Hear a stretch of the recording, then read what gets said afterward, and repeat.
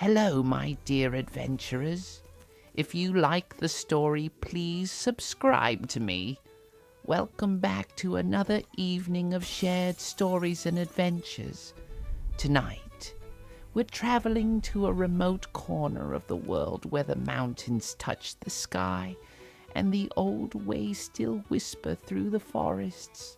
We're going to the Balkans, to a time when villagers clung to mountainsides like stubborn goats, and the people there knew that some things couldn't be explained by science or reason alone. They knew that the forest had eyes, that the crossroads held power, and that during certain nights of the year it was best to stay indoors with the fire burning bright.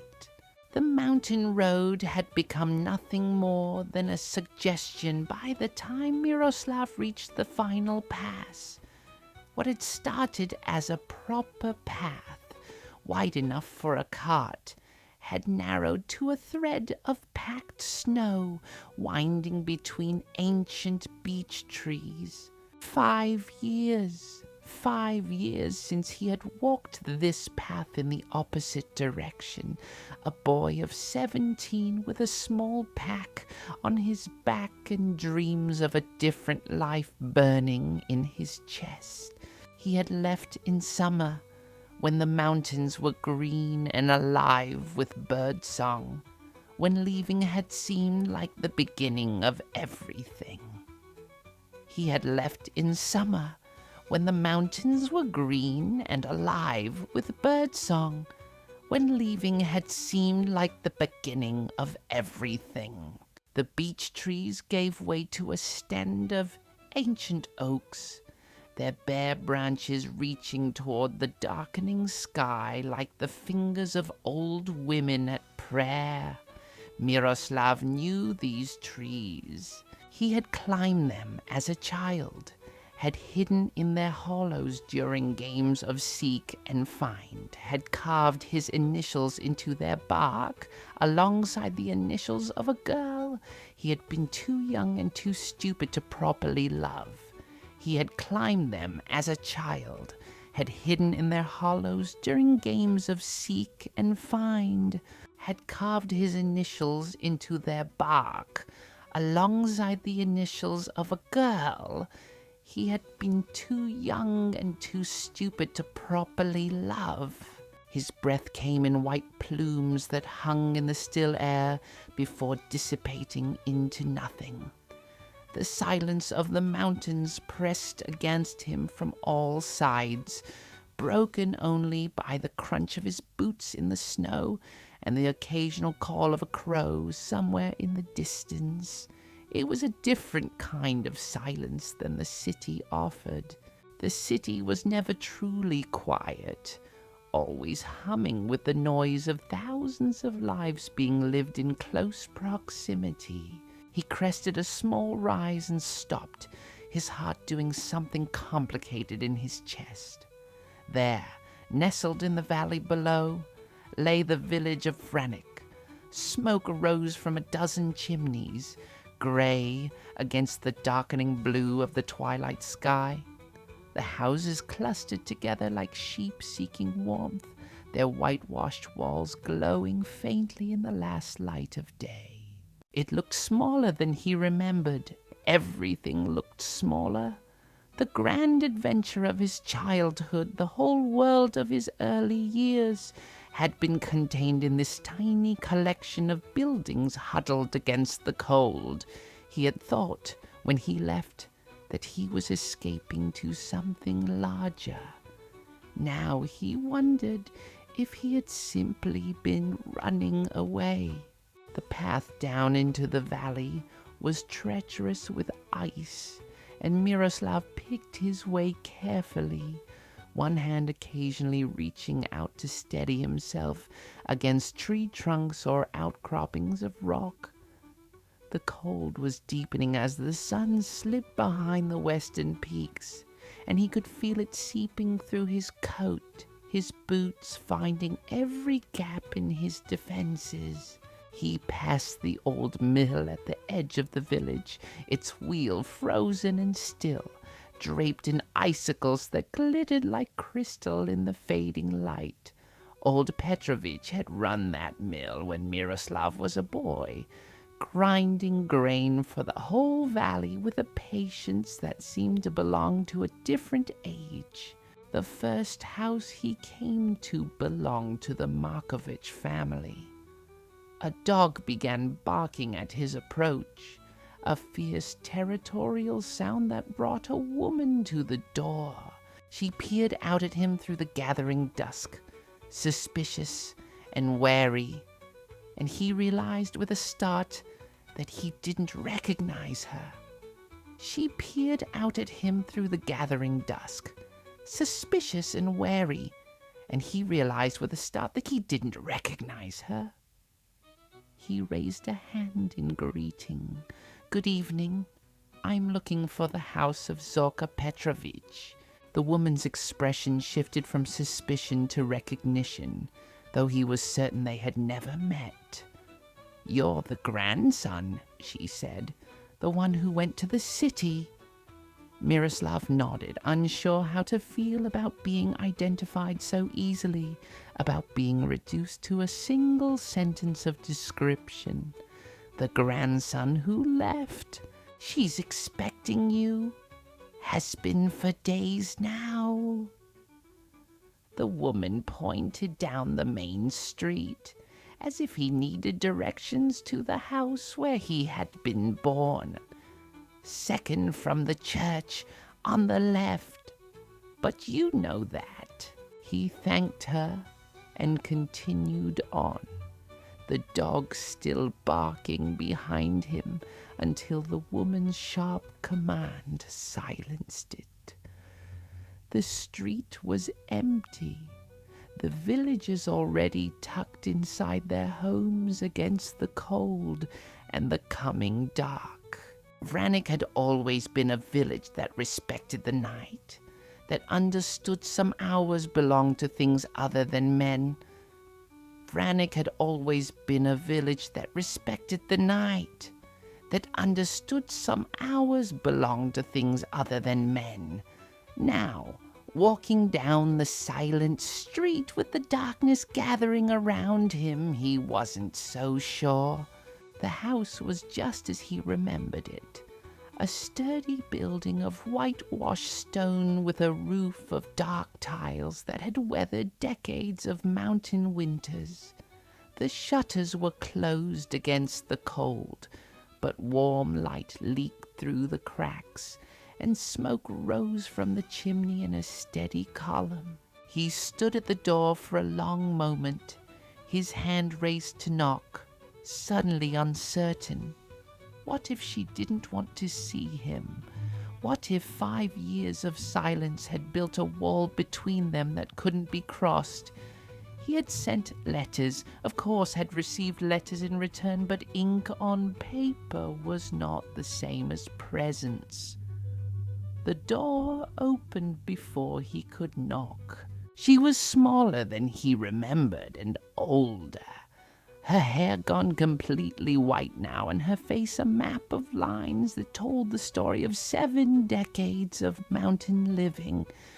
But her eyes were the same, dark and sharp and full of a knowing that had always made him feel like she could see straight through to his bones. Baba Zorka, his grandmother. "You're late," she said. And then she was pulling him into her arms, and he was bending down to embrace her, and the years fell away like snow melting in spring. Inside, the house smelled exactly as he remembered. Dried herbs hanging from the rafters, wood smoke, the faint sweetness of the honey cakes she always kept in a tin on the shelf. The main room served as kitchen and living space both, dominated by a large clay oven that radiated heat into every corner. The main room served as kitchen and living space both, dominated by a large clay oven that radiated heat into every corner. "You're thin," Baba Zorka announced, pushing him toward the table with surprising strength for her size. "They don't feed you in that city of yours." "They feed me fine," Miroslav said. But he didn't resist as she ladled out a bowl of lamb stew and set it before him. The first spoonful made him close his eyes in involuntary pleasure. 5 years of city cooking, and he had forgotten what real food tasted like. 5 years of city cooking, and he had forgotten what real food tasted like. She sat across from him, watching him eat with an expression of satisfaction that was almost maternal. The firelight played across her weathered face, catching in the silver of her hair, and for a moment he could see the young woman she must have been before the years and the grief and the weight of being the one who remembered. "You came back," she said. "I wasn't sure you would." He swallowed his mouthful of stew, the words landing somewhere uncomfortable. "I always meant to. The work in the city, the apprenticeship, it took longer than I expected. The city changes people." She said it without accusation, just a simple statement of fact. "It makes them forget. I haven't forgotten." He finished his stew in silence, accepting a second bowl when she offered it, and then a third. The warmth of the food spread through him, chasing away the cold that had settled into his bones during the long walk. "The village seems quiet," Miroslav said, cupping his hands around the small glass. "Smaller than I remember. Many have left." Baba Zorka's voice was matter-of-fact, but he could hear the grief beneath it. "The young ones, mostly. They go to the cities, to the coast, anywhere that isn't here. They want electric lights and motor cars and all the new things. They don't want the old ways anymore." There was no accusation in her words, but he felt them anyway. He was one of those who had left, after all. One of those who had wanted something other than what the village could offer. "But some have stayed," he said. "The village is still here, for now." She took a sip of her rakija, her eyes distant. "But the old ways are fading. The young ones who stayed, they go to church on Sundays, but they don't remember why we leave offerings at the crossroads. They lock their doors at night, but they don't know what they're locking them against." Miroslav shifted in his seat, uncomfortable with the direction of the conversation. His grandmother had always been the keeper of the old stories, the one who remembered the rituals and traditions that predated Christianity by centuries. As a child, he had loved her tales of spirits and magic, of heroes who could send their souls out of their bodies to battle evil. As a child, he had loved her tales of spirits and magic, of heroes who could send their souls out of their bodies to battle evil. "The city taught me a trade," he said, trying to change the subject. "I'm a journeyman blacksmith now. I could set up a forge here, maybe help the village." His grandmother studied him with those knowing eyes, and he had the uncomfortable feeling that she could read every thought in his head. A blacksmith. Yes, that's good work, honest work. Your grandfather would have been proud. She paused and something shifted in her expression. "But you didn't come back just for that, did you? You came back because something called you. You felt it, even in that city of yours. The pull of this place. Miroslav wanted to deny it, but the words stuck in his throat. The truth was, he didn't know why he had come back now, in the dead of winter, with the worst weather still ahead. He had told himself it was because the apprenticeship was finished, because he had always planned to return eventually, because 5 years was long enough. He had told himself it was because the apprenticeship was finished, because he had always planned to return eventually, because 5 years was long enough. I had dreams, he admitted finally. Strange dreams. About the village, about the forests. I couldn't remember them when I woke, but they felt important. Baba Zorka nodded as if this confirmed something she had already known. The dreams always come first. Your grandfather had them too before he accepted what he was. Grandmother, please. Miroslav held up a hand. I know you believe in the old stories. I respect that, I do. But I've lived in the modern world now. I've seen how things really work. There are no spirits in the forest, no demons waiting at crossroads.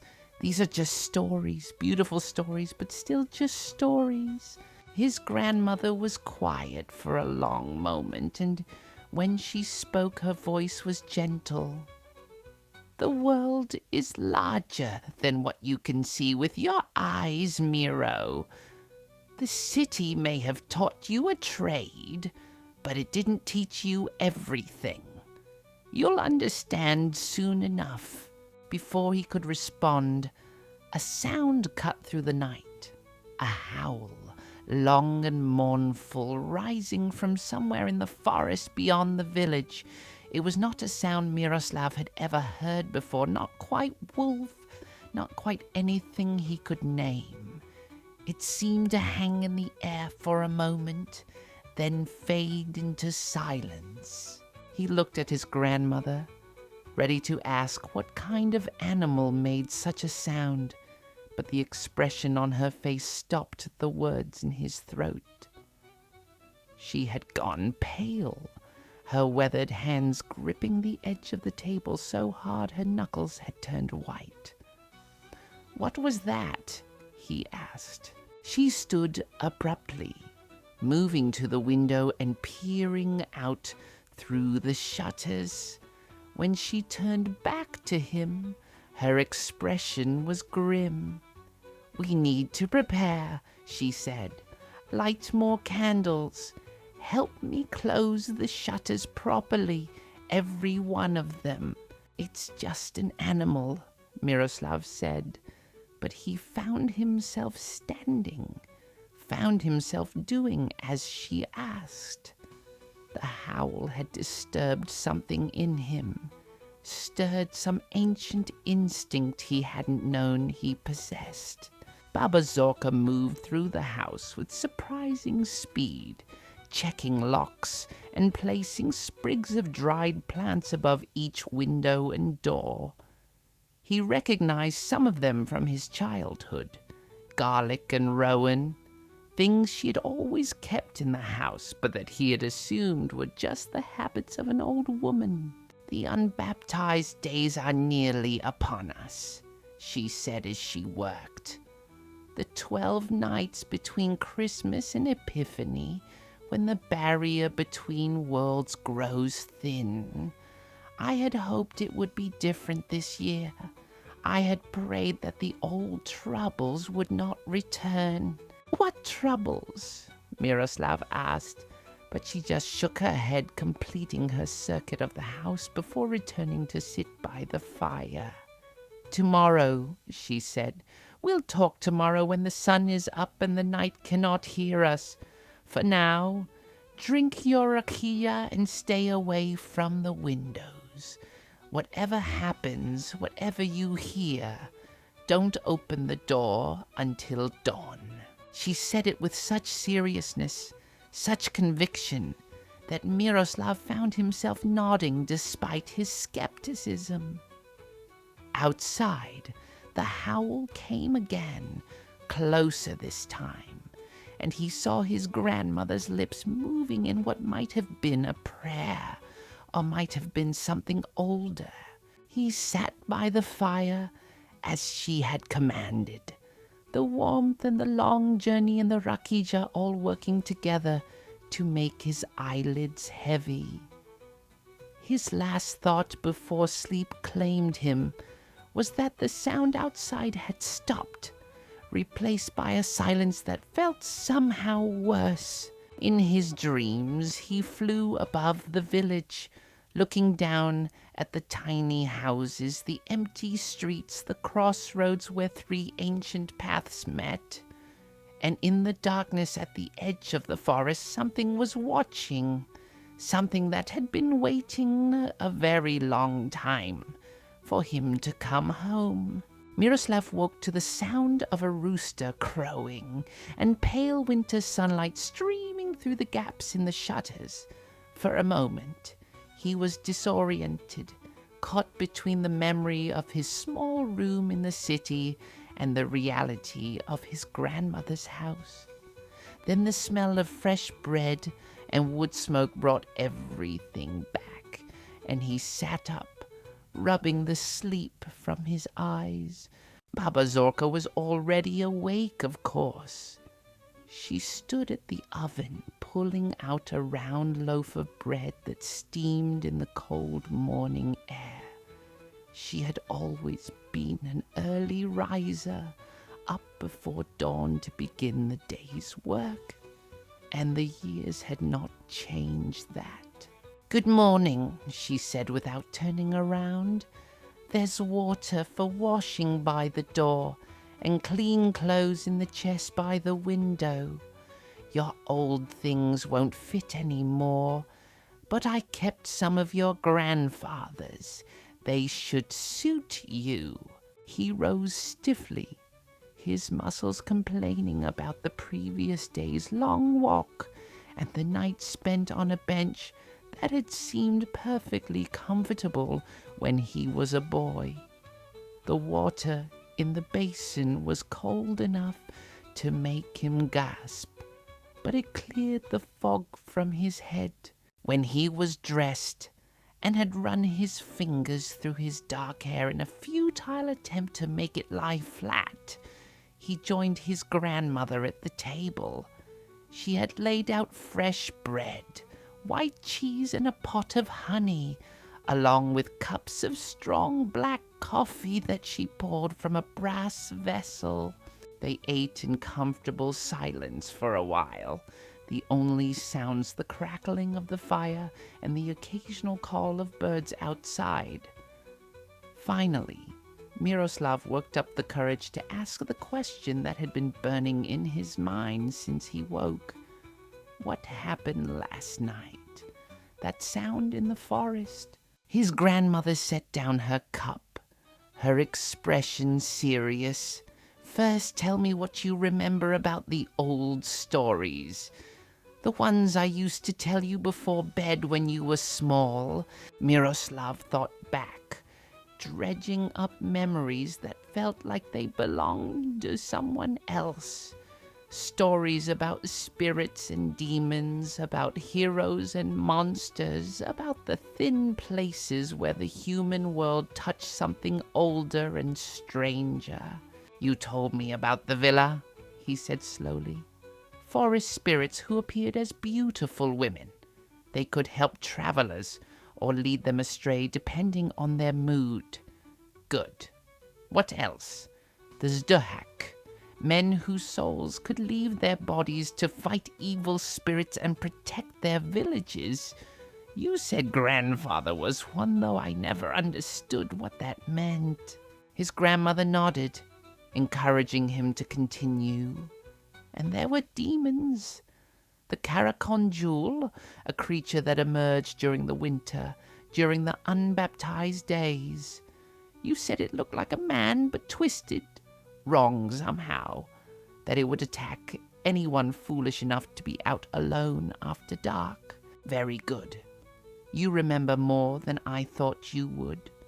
She took a sip of her coffee, her eyes never leaving his face. And now tell me, do you believe any of it? Miroslav shifted uncomfortably. They're good stories, grandmother, important cultural traditions. But surely you don't actually think they're real?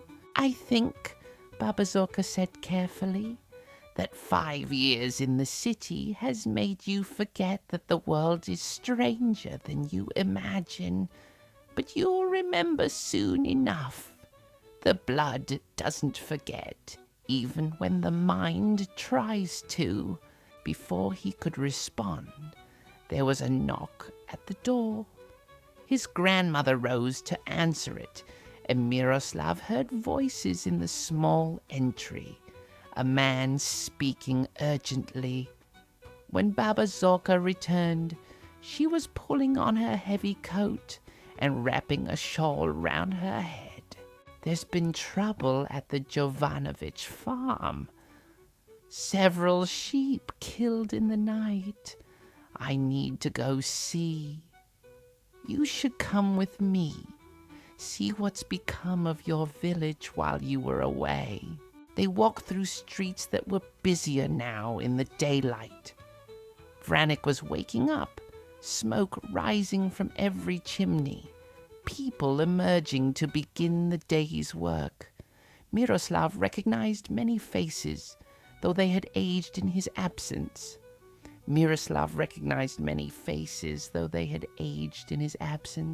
A few people called out greetings, welcoming him home with varying degrees of warmth. Some seemed genuinely pleased to see him. Others looked at him with the suspicious eyes that small villages reserved for those who had left and dared to return. They passed the church, and Father Petar was standing outside, sweeping the steps. The old priest looked up at their approach and broke into a smile that creased his weathered face into 1,000 lines. Miroslav, my boy, welcome home. He set aside his broom and embraced Miroslav with surprising strength for a man who had to be approaching 80. Your grandmother has been counting the days until your return. It's good to be back, father, Miroslav said, and was surprised to find he meant it. You've come at an interesting time, the priest said, his smile fading slightly. The village has been troubled of late. Strange occurrences, animals killed in ways that don't make sense, people nervous about going out after dark. It's likely just wolves, Miroslav suggested. The winter has been hard. They're probably coming down from the higher peaks looking for food. Father Petar and Baba Zorka exchanged a look that Miroslav couldn't quite read. Perhaps, the priest said, but wolves don't usually leave tracks like the ones we've been finding. You'll see soon enough. They continued on, leaving the center of the village and climbing toward the outlying farms. The Jovanovic place sat on a small rise overlooking a frozen stream, surrounded by fields that would be green with grain in the summer but were now covered in snow. The farmhouse was old but well-maintained, with a barn and several outbuildings clustered nearby. Darko Jovanovic met them at the door. He was a man in his 50s, broad-shouldered and strong from a lifetime of farm work. But this morning his face was grey with worry. His wife Anna stood behind him, wringing her hands in her apron. Baba Zorka, thank you for coming. And Miroslav, I heard you were back. He shook Miroslav's hand with a grip that was still iron-strong despite the fear in his eyes. You've chosen a bad time to return to Vranik. "Show us what happened," Baba Zorka said. Darko led them around the back of the house to the sheep pen. Miroslav stopped short at what he saw. 5 sheep lay dead in the snow, their bodies torn open in ways that made his stomach turn. Blood had painted the white snow red in great splashes and sprays, and the remaining sheep huddled together in the far corner of the pen, bleating pitifully. But it was the tracks that made the hair on the back of Miroslav's neck stand up. They circled the pen in a clear pattern, impressed deep in the snow.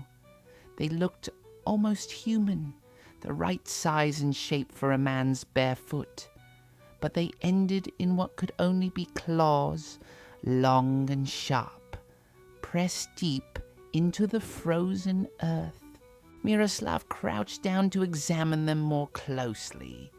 His practical mind tried to find an explanation. A bear, perhaps, though the tracks were wrong.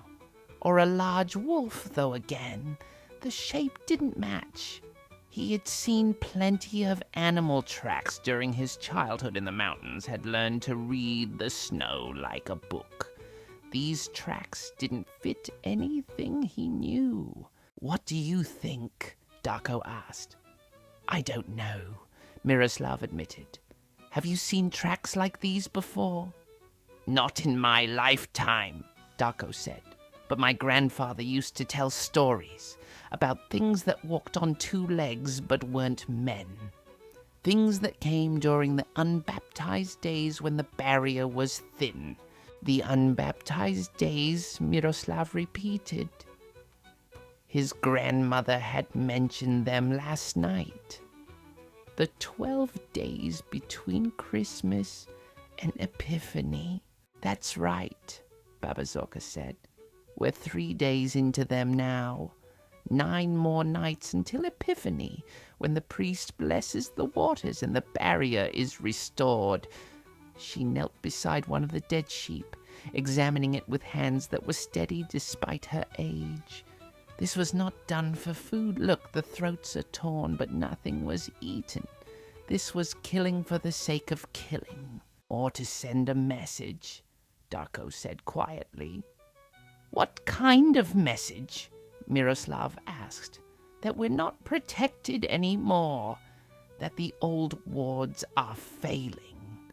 His voice dropped to barely above a whisper. "That something has noticed we've forgotten the old ways." Baba Zorka stood, brushing snow from her skirts. "Miroslav, help Darko move these carcasses away from the pen. Burn them, don't bury them. The earth is too frozen anyway. But fire is cleaner for this kind of death. Darko, you'll need to strengthen your protections. I'll prepare what you need and send Miro back with it this afternoon." They spent the next hour helping Darko drag the dead sheep to a clearing beyond the barn. The farmer piled wood around them, and soon flames were rising into the grey sky, consuming the evidence of the night's violence.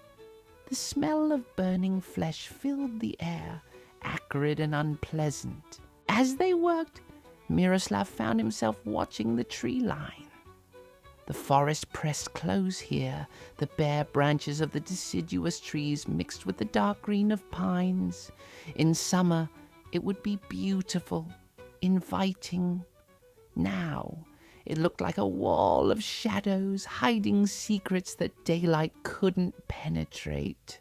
They were walking back toward the village center when they encountered Vesna at the well. She was drawing water, her breath clouding in the cold air, and she looked up at their approach with eyes that widened in surprise. "Miro," she said, and there was something complicated in her voice. Something between pleasure and pain. "You're back." "Vesna!" He stopped, suddenly feeling like the awkward boy he had been when he left. She had been 17 then, pretty in the unfinished way of girls on the cusp of womanhood. Now she was 22, and the prettiness had matured into something more striking. Her dark hair was pulled back from her face, revealing strong cheekbones and eyes that were the color of rich earth. Her dark hair was pulled back from her face, revealing strong cheekbones and eyes that were the color of rich earth. "I heard you arrived last night," she said, setting down her bucket. "Your grandmother must be pleased, she is." An uncomfortable silence stretched between them.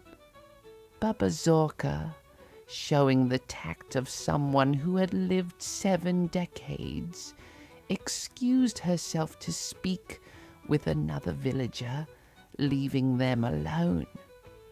"How have you been?" Miroslav asked finally. "Well enough."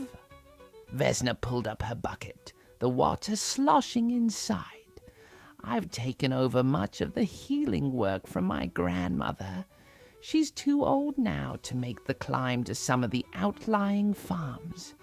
People come to me when they're sick or injured. That's good. That you're helping people, I mean." Yes, she met his eyes directly. Someone has to stay and help. Someone has to remember that this place matters, even if others forget. The words stung more than they should have. "I didn't forget, Vesna. I just needed to learn a trade, to see what else was out there." "And did you find what you were looking for?" He wanted to say yes, wanted to defend his choice to leave, but the words wouldn't come. The truth was, he wasn't sure anymore what he had been looking for. The city had been exciting at first, full of new experiences and possibilities, but somewhere along the way it had started to feel hollow. "I found a trade," he said finally. "I'm a blacksmith now." "A good one. That's not what I asked." Before he could respond, they were interrupted by the sound of shouting. Both turned to see a group of men gathered near the church, their voices raised in argument. Miroslav recognized several of them, young men he had grown up with who were now in their 20s, the backbone of the village's working population. He and Vesna moved closer, drawn by the commotion. The argument seemed to center around a stocky man named Luka, who Miroslav remembered as a bully even as a child.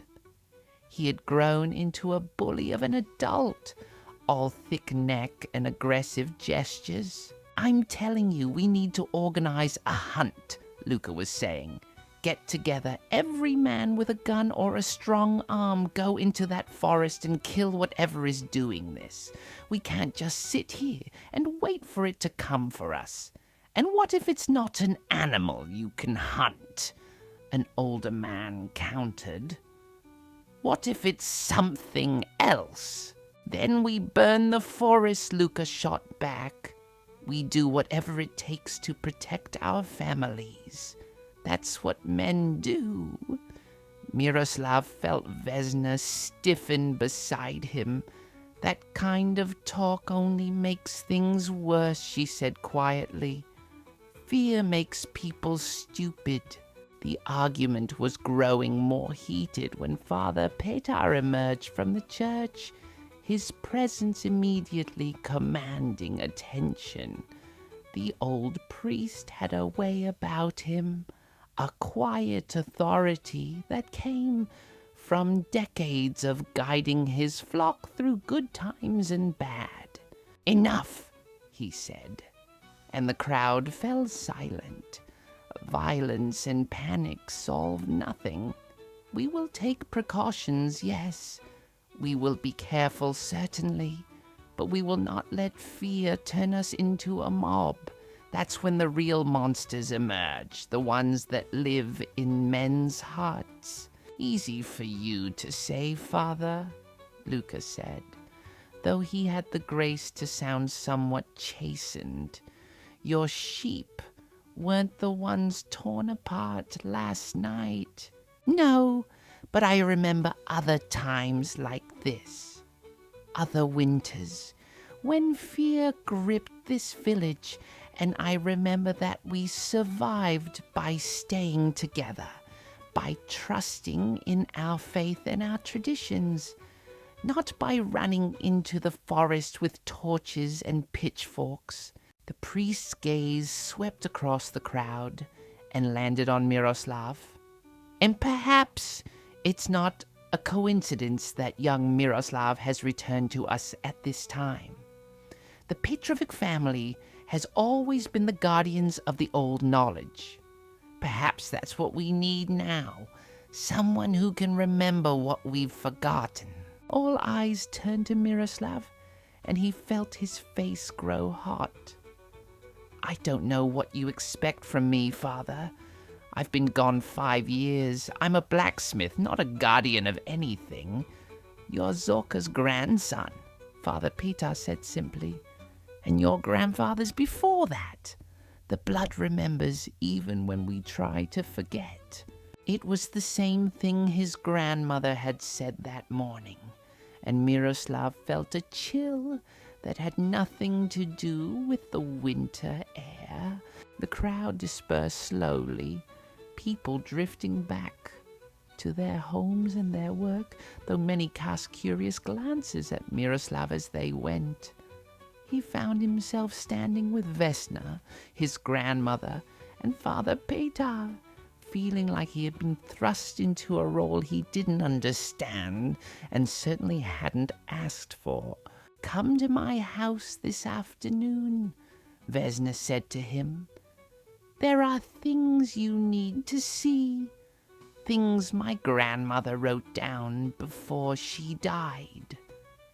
Records of other times like this, and what was done to survive them."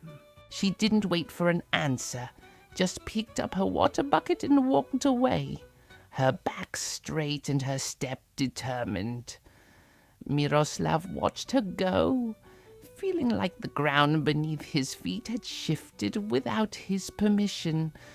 "Your grandfather would be proud of you," Father Peter said quietly. "Coming home when you're needed, even if you don't quite understand why yet."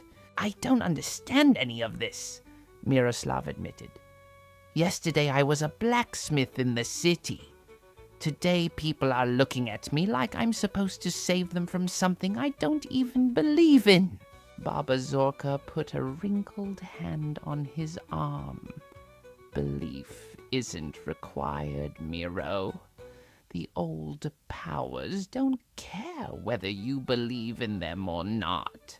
They simply are. And whether you're ready or not, they're calling you to account." That night, after a simple dinner of bean soup and bread, Miroslav sat by the fire and tried to make sense of everything that had happened. His grandmother was doing something at her workbench in the corner, grinding herbs in a stone mortar, the pestle making a rhythmic sound against the bowl. Outside, full darkness had fallen, and with it came a sense of unease that seemed to seep through the walls. Miroslav found himself listening for sounds from the forest, for that strange howl that had disturbed the previous night. But there was only silence, thick and oppressive. "Tell me about grandfather," he said suddenly. About what he really was. His grandmother stopped her grinding and came to sit across from him. The firelight caught in her white hair, turning it to silver. "Your grandfather, Alexander, was a good man, strong, kind, patient. He was the village blacksmith like you are now. People came to him not just for his skill with iron, but because they trusted him." She paused, her eyes distant with memory. "But he was also Stuhak. his soul could leave his body and walk in other forms. In his spirit form, he was stronger, faster. He could see things that normal eyes couldn't see, and he used that gift to protect Vrnik from the things that lurked in the dark. Miroslav wanted to dismiss it as the ramblings of an old woman, but something in her voice stopped him. She spoke with the certainty of someone recounting simple facts, not fairy tales. How did he do it? How did his soul leave his body? It wasn't something he chose, not at first. It's a gift that runs in certain bloodlines. It manifests in times of great need when the village is threatened. He fought it at first, just like you're fighting it now. Tried to convince himself it wasn't real, that it was just dreams or hallucinations, but eventually he had to accept the truth. And what truth is that? That we're not alone in this world, that there are older things, things that remember when humans first came to these mountains and carved out their little settlements. Most of the time, there's a balance. The spirits keep to their places, and we keep to ours. But during the unbaptized days, the barrier weakens. Things cross over that shouldn't. Why me? Miroslav asked, and he heard the plaintive note in his own voice. Why can't it be someone else? Because it's your blood, your family, your responsibility. His grandmother's voice was gentle but firm. Because your grandfather fought for this village and his father before him, going back generations. Because the gift has chosen you, whether you want it or not. Then people will die. Baba Zorka said it simply, without drama. The Karakondjul will grow stronger, bolder. It will take livestock at first, then children, then anyone foolish enough to be caught alone. Other things will follow, drawn by the weakness, and Vrnik will become a dead place, another ruined village swallowed by the forest. Miroslav stared into the fire, watching the flames dance and flicker. Part of him still wanted to believe this was all superstition. Old fears given form by isolation and hard winters. But another part of him, a part that had been growing louder since he returned, recognized a truth in his grandmother's words. I don't know how, he said finally. Even if I wanted to help, I don't know how to use this supposed gift. I'm just a blacksmith. Your grandfather will teach you. Miroslav looked at her sharply. Grandfather is dead. His body is dead, yes, but his knowledge lives on. In me, in the stories, in the blood that flows through your veins. She stood, moving back to her workbench. Tomorrow you'll visit Vesna and see what her grandmother recorded. You'll learn what you're facing. And tomorrow night when you sleep, don't fight the dreams. Let them come. Let them show you what you need to see. She returned to her grinding, the conversation clearly over. Miroslav remained by the fire, his mind spinning with everything he had learned that day. The dead sheep with their torn throats, the tracks that didn't belong to any animal he knew, the way the villagers had looked at him with a hope he hadn't earned and didn't deserve. And Vesna, God's Vesna, the girl he had left behind who had grown into a woman while he was gone. The accusation in her eyes when she said that someone had to stay and remember that this place mattered. The invitation to visit her tomorrow, to see the records her grandmother had kept. He thought about refusing, about packing his bag and leaving in the morning, walking back through the mountain pass to the rational, explicable world of the city. But even as he thought it, he knew he couldn't. Whatever was calling him home, it had a grip on him now that wouldn't let go. Outside, in the darkness beyond the windows, something moved through the village. He didn't see it, but he felt it, a presence that raised the hair on his arms and made his breath catch. His grandmother felt it too. He could tell by the way she paused in her work, by the barely whispered words that might have been a prayer, or might have been something older. 9 more nights, he thought. 9 more nights until Epiphany, when the priest would bless the waters and the barrier would be restored. 9 nights to figure out what he was supposed to do, to accept or reject the role that everyone seemed to think was his birthright. He pulled his grandfather's thick wool blanket tighter around his shoulders and tried not to think about what might be waiting for him in his dreams. The next morning arrived with a fresh snowfall that covered the village in a pristine blanket of white. Miroslav woke feeling strangely rested despite the weight of the previous day's revelations. His dreams had been vivid but not frightening, filled with images of the village from above, as if he had been soaring through the air like a bird. After a breakfast of thick porridge sweetened with honey and dried fruit, Baba Zorka sent him off with a basket of supplies for Darko's farm, protective herbs and charms that she had been preparing while he slept. The walk to the Jovanovic place gave him time to think. His boots crunching through the fresh snow, his breath clouding in the crisp air. Darko received the basket gratefully and insisted on paying, though Baba Zorka had told Miroslav not to accept anything. A compromise was reached in the form of a jar of Anna's preserved plums and a promise to help repair the church roof when spring came. By the time Miroslav made his way to Vesna's cottage, the sun was high in a pale blue sky. Her home sat at the edge of the village, a small but well-maintained building, with a garden that would be bursting with medicinal herbs in the warmer months.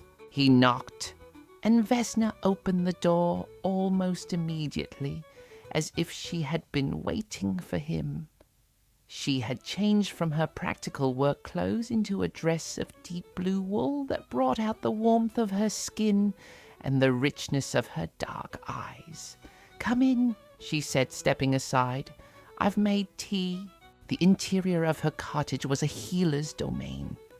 Every wall was lined with shelves holding jars and bottles and bundles of dried plants.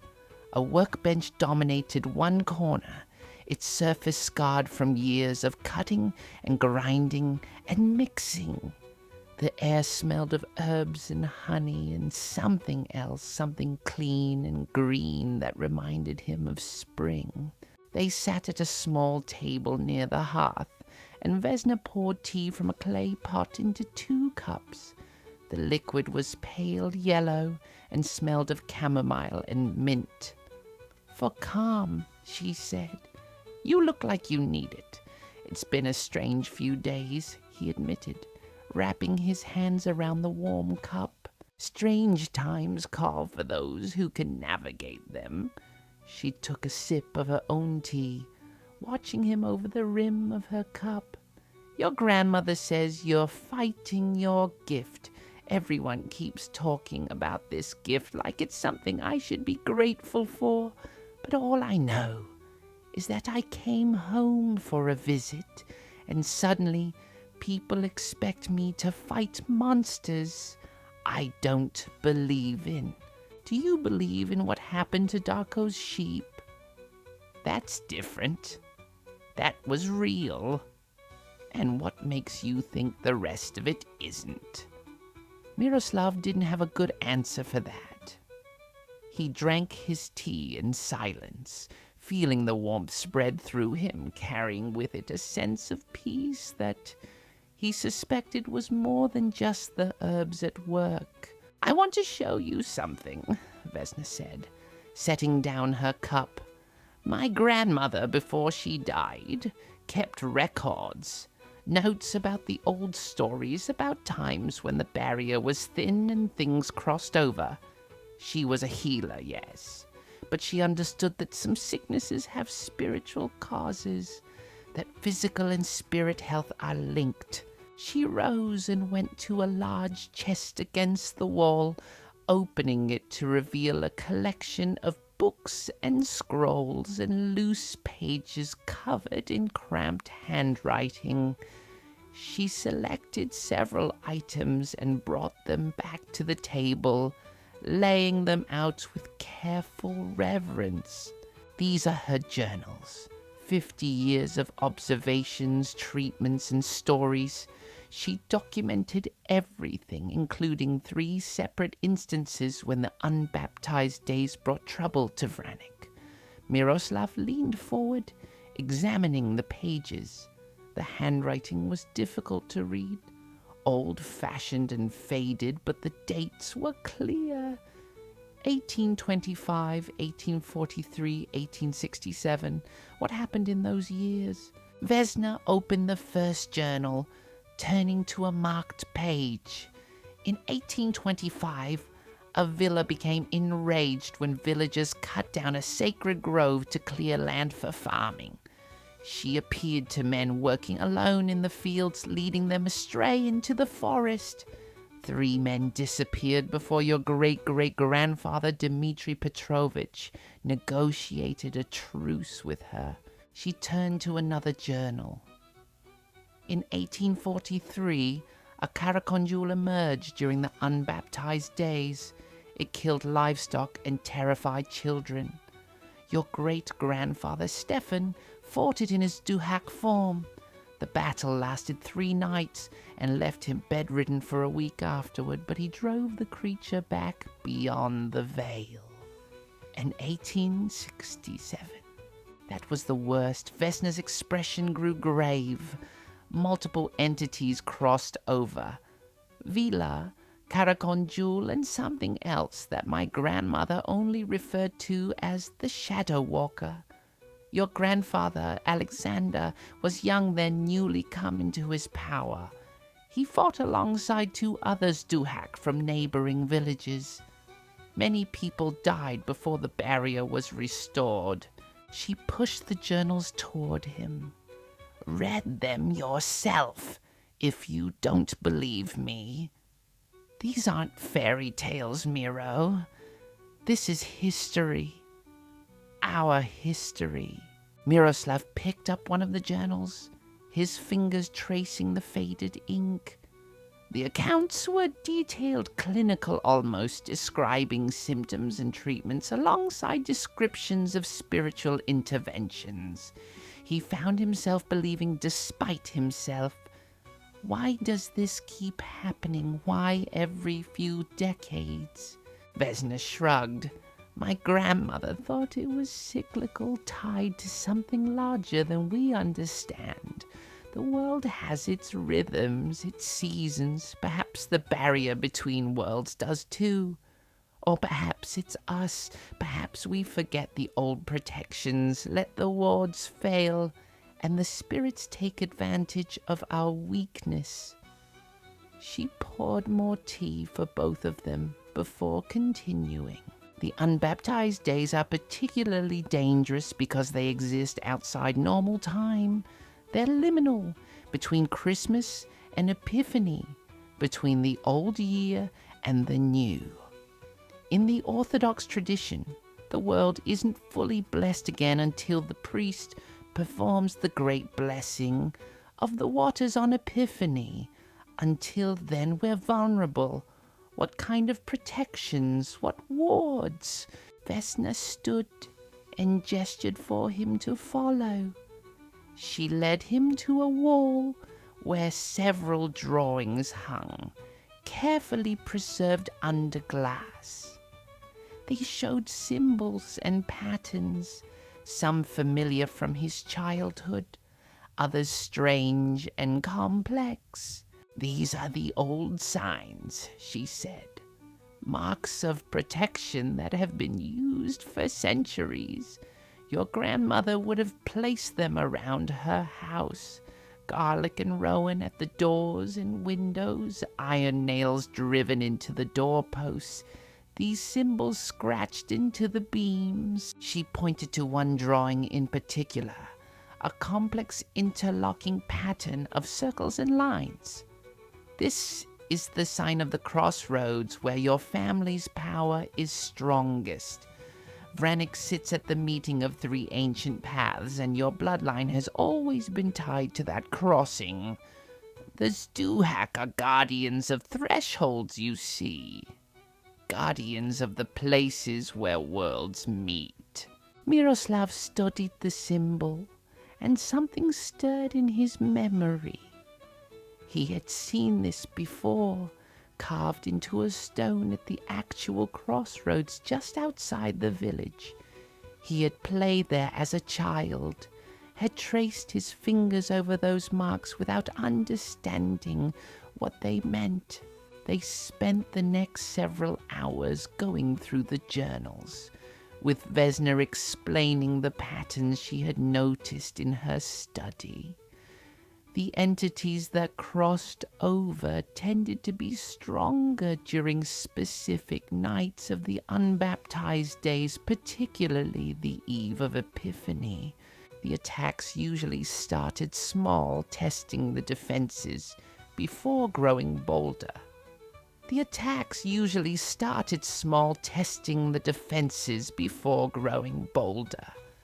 The light was fading by the time Miroslav realized how long he had been there.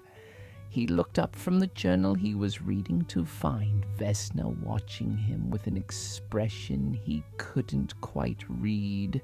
"Thank you," he said, "for showing me all of this, for taking the time to help me understand."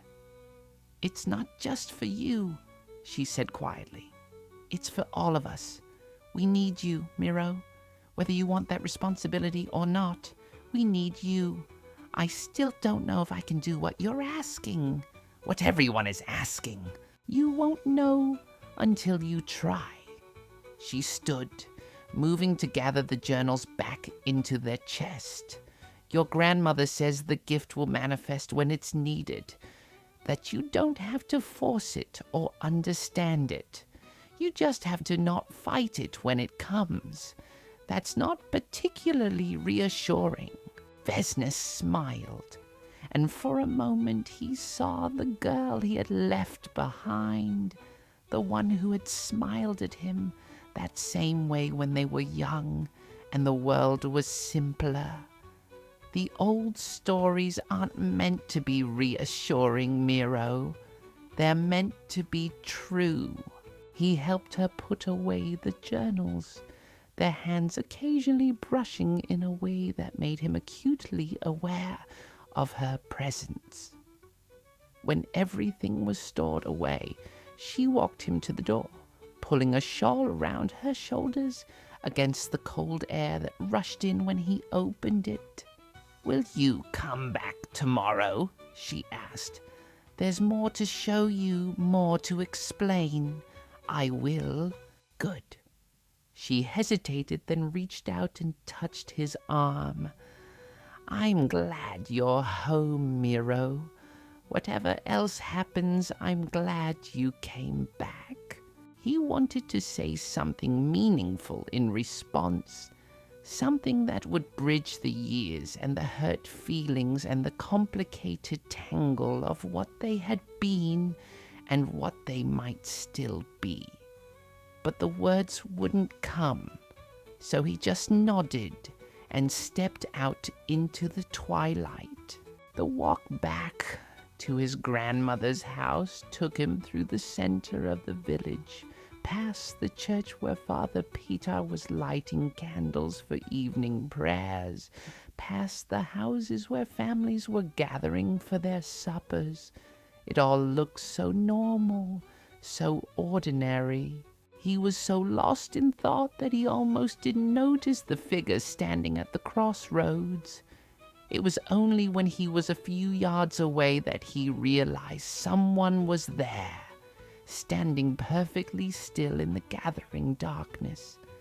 The figure was tall and seemed to shimmer slightly, as if not entirely solid. "Hello?" Miroslav called out, his hand instinctively moving to the iron knife at his belt, the one his grandmother had insisted he carry. The figure turned, and Miroslav's breath caught. It was a woman, impossibly beautiful, with hair that flowed around her like water and eyes that gleamed silver in the fading light. She wore a dress that seemed to be made of mist and moonlight, and when she moved she didn't quite walk. She flowed like smoke or shadow. "Grandson of Alexander," she said, and her voice was like wind through trees, like water over stones. "You have returned," Miroslav knew, with a certainty that bypassed rational thought, that he was looking at one of the Vila, one of the forest spirits his grandmother had told him about, the dangerous, beautiful entities that existed in the wild places. "I have returned," he managed to say, his mouth suddenly dry. "The old protections are fading, the barriers weaken. Soon the dance will begin again, as it always does." She moved closer, and he could smell rain and earth and growing things. "Your grandfather knew his duty. Do you know yours?" "I don't know anything," Miroslav admitted. "I'm just learning that all of this is real." The Vila laughed, and it sounded like birdsong and thunder. "Real. Such a human concern. We are as real as stone, as real as rain. We were here before your kind built these walls and called it civilization. We will be here when your walls crumble and the forest reclaims what is hers." She reached out as if to touch his face, and every instinct screamed at him to run. But he held his ground, and her fingers stopped just short of his cheek. He could feel the cold radiating from her, the sense of something vast and ancient and utterly alien to human existence. "The Karakondjul has noticed your return," she said. "It knows that the old blood has come home. It will test you, grandson of Alexander.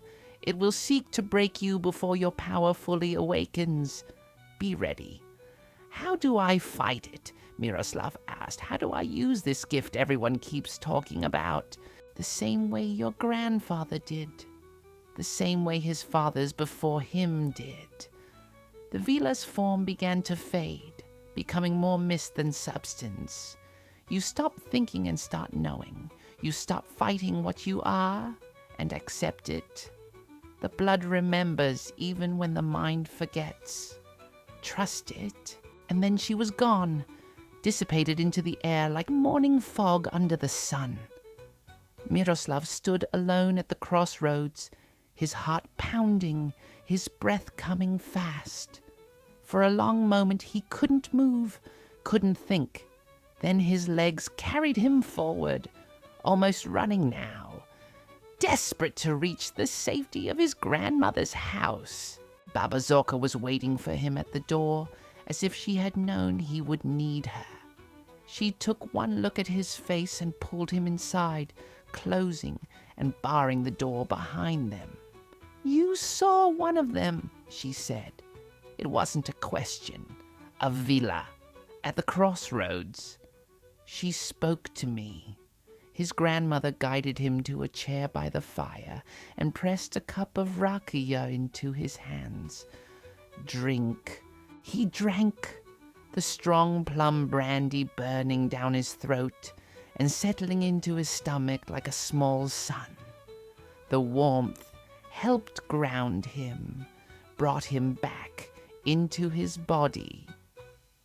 She said, The Karakondjul knows I'm here, that it will test me." Baba Zorka nodded, as if this confirmed something she had already suspected. The spirits always know when a Zduhak returns to his territory. They can sense the power in the blood, even before it fully awakens. And the malevolent ones, the things like the Karakondjul, they always try to strike before the guardian reaches their full strength. When? When will it come? Soon. Tonight, perhaps. Or tomorrow night. The unbaptized days are growing darker as we move toward Epiphany. These middle nights are when the barrier is thinnest. She moved to her workbench and began gathering items, muttering to herself. Miroslav watched as she prepared what looked like a small leather pouch, filling it with herbs and what might have been small bones or stones. "Wear this around your neck," she said, pressing it into his hands. "It won't protect you entirely, but it will help. And take this." She handed him a small vial of clear liquid. "Holy water from Father Petar's church blessed on last year's Epiphany. If you throw it on the Karakondjul, it will hurt the creature, slow it down, at least. I don't know how to fight a demon, grandmother. Your grandfather didn't either the first time." She turned to face him, her weathered hands gripping his arms with surprising strength. But he learned, and quickly. "The gift rises when it's needed, Miro. You must trust that. And you must not let fear paralyze you. What if I fail? What if people die because I don't know what I'm doing? Then you will carry that weight, as your grandfather carried it, as all the Zduhak before him carried it." She released his arms and returned to her preparations. "But you won't fail. You're a Petrovich. We don't fail when it matters." That evening, after a dinner that neither of them had much appetite for, Baba Zorka told him stories. She sat in her chair by the fire, and the words flowed from her like water from a spring. Old stories passed down through generations, stories that were part of the bones of the mountains themselves. She told him about the first Petrovich who came to these mountains, a man fleeing some old trouble in the south. He had made camp at the crossroads, not knowing its significance, and had fallen asleep to dream strange dreams. In those dreams he had fought demons and spirits, and when he woke he found his body exhausted as if he had truly fought. She told him about his great-great-grandfather who had negotiated with the Vila, learning the laws that govern their interaction with humans, about his great-grandfather who had fought the Karakondjul with sword and spirit and had nearly died in the effort. Each story built on the last, weaving a tapestry of history and duty and sacrifice. Miroslav listened, and as he listened, something shifted inside him. The skepticism that he had carried back from the city began to crack, letting through the light of something older and deeper. These weren't just stories. The night grew late, and the fire burned low. Baba Zorka's voice grew softer, and Miroslav felt his eyelids growing heavy. The last thing he remembered before sleep claimed him was his grandmother's voice, speaking words in a language he didn't know, but somehow understood. When the dreams came, they were different from before. He found himself standing at the crossroads, but not the crossroads as they existed now. This was the crossroads of centuries past, the paths worn by Roman sandals and medieval boots and the bare feet of shepherds. And standing there with him were men who looked like him, shared his features, his height, his dark eyes. They didn't speak, but he heard them anyway, their voices in his mind, their knowledge flowing into him like water, filling a vessel. They showed him how to let his spirit free, how to separate the soul from the flesh while keeping the silver cord that bound them together. And they showed him the Karakondjul, truly showed it to him for the first time. It was a twisted thing, humanoid but wrong, with limbs too long and joints that bent in directions they shouldn't. Its face was a mockery of humanity, stretched and distorted with eyes that burned with a cold fire. Its face was a mockery of humanity, stretched and distorted with eyes that burned with a cold fire.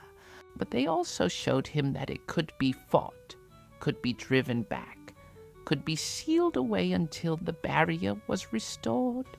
They showed him that he was not alone, that the power of all his ancestors flowed through him, that he was part of something larger and older than he had ever imagined. When Miroslav woke with the first light of dawn, he was still in the chair by the fire. His grandmother was already awake, preparing breakfast, and she looked at him with knowing eyes. "You dreamed," she said. "I dreamed, and you understood." He stood, stretching muscles that ached as if he truly had been fighting all night. Some of it. Enough to know that I can't run from this. Enough to know that the Vila was right. The blood remembers. Good. Baba Zorka set a cup of hot coffee in front of him, because tonight is the 7th night of the unbaptized days, the middle night, when the darkness is deepest.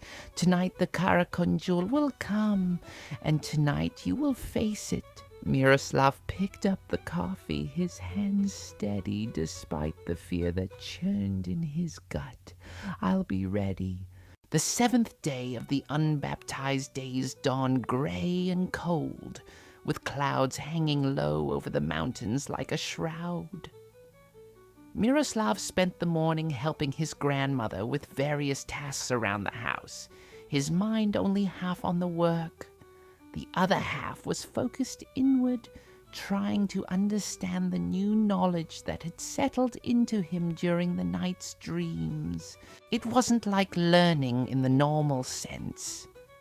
He couldn't have explained in words what he now knew about separating his spirit from his body, about taking on the Zduhak form, about fighting creatures that existed partially outside the physical world. But when he reached for that knowledge, it was there, waiting like a tool whose use was instinctive rather than learned.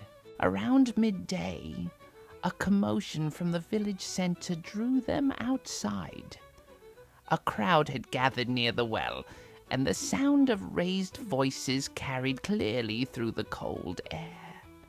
Miroslav and Baba Zorka hurried toward the gathering, joining the cluster of villagers who stood in worried groups. At the center of the crowd stood young Petar, the son of one of the farmers, a boy of perhaps 14 with terror written plainly across his face. Father Petar, the priest, had his arm around the boy's shoulders, trying to calm him, but the child was shaking so hard his teeth chattered. "Tell them what you told me," the priest said gently. "It's all right. You're safe now." The boy gulped air, trying to steady himself. "I was bringing the goats down from the high pasture," he said, his voice barely above a whisper. The sun was still up, I swear it. I wasn't foolish enough to stay out after dark, but the path goes through that stand of pines where it's always shadowy, you know the place. Everyone knew the place. It was a stretch of old-growth forest where the trees grew so thick that little light penetrated even at midday. Something was following me, the boy continued. I could hear it moving through the trees, keeping pace with me. But whenever I turned to look, there was nothing there, just shadows. The goats felt it too. They were panicking, trying to bolt. I had to use my stick to keep them moving forward, like footsteps, but wrong.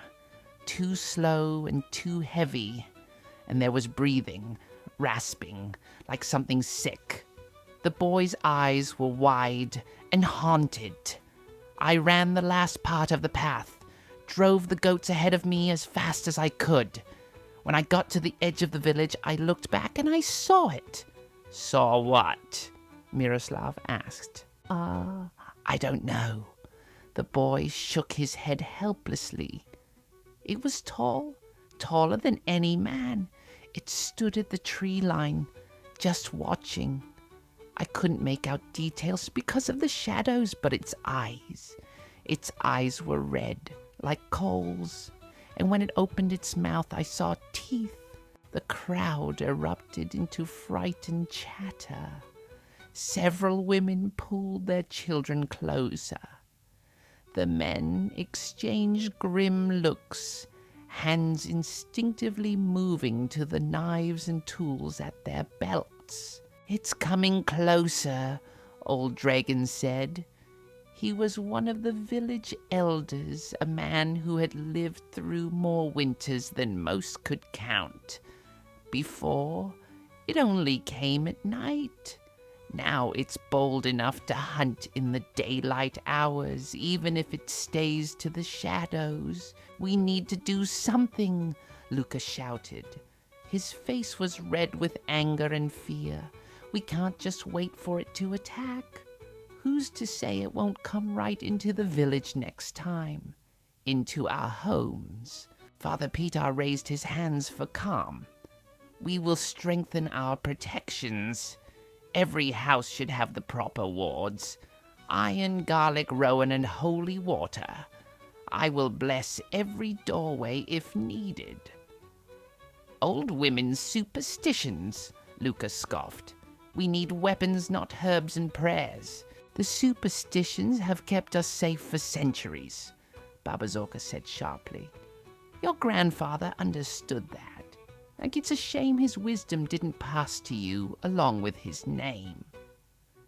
Lucas' face darkened, but before he could respond, Vesna pushed through the crowd. She had her healer's bag with her and went straight to young Peter. Let me see your hands, she said gently. The boy held them out, and Miroslav saw they were scratched and bleeding from where he had gripped his stick too tightly in his panic. Vesna began cleaning the wounds with practiced efficiency. You're very brave, she told him. Coming all that way with something following you, many grown men would have frozen in fear. The simple kindness seemed to steady the boy more than anything else had. His shaking began to subside as Vesna bandaged his hands. The crowd slowly dispersed, people drifting back to their homes with nervous glances toward the forest. Miroslav found himself standing with Vesna, his grandmother and Father Peter watching the last of the villagers leave. It grows bolder, the priest said quietly, as it always does. Testing our defenses, looking for weakness. How long before it attacks directly? Vesna asked. Not long, Baba Zorka replied. Perhaps tonight, perhaps tomorrow, but soon. The seventh night is significant. The middle of the unbaptized days when the darkness has its greatest power. Miroslav felt all three of them looking at him. Felt the weight of their expectation. The knowledge from his dream stirred inside him, and with it came a certainty he hadn't felt before. "I'll be ready," he said. That afternoon, at his grandmother's urging, Miroslav walked the boundaries of the village. It was something the Zduhac had always done, she told him, marking the territory, reinforcing the protections. He didn't fully understand what he was supposed to do, but he let instinct guide him. He walked the perimeter slowly, his hand occasionally reaching out to touch a tree or a stone. Each time he did, he felt something flow through him, a connection to the land that went deeper than ownership or familiarity. This was the place his blood had guarded for generations. The earth itself recognized him. At the crossroads, he stopped. The old stone marker still stood where it had for centuries, worn by weather and time.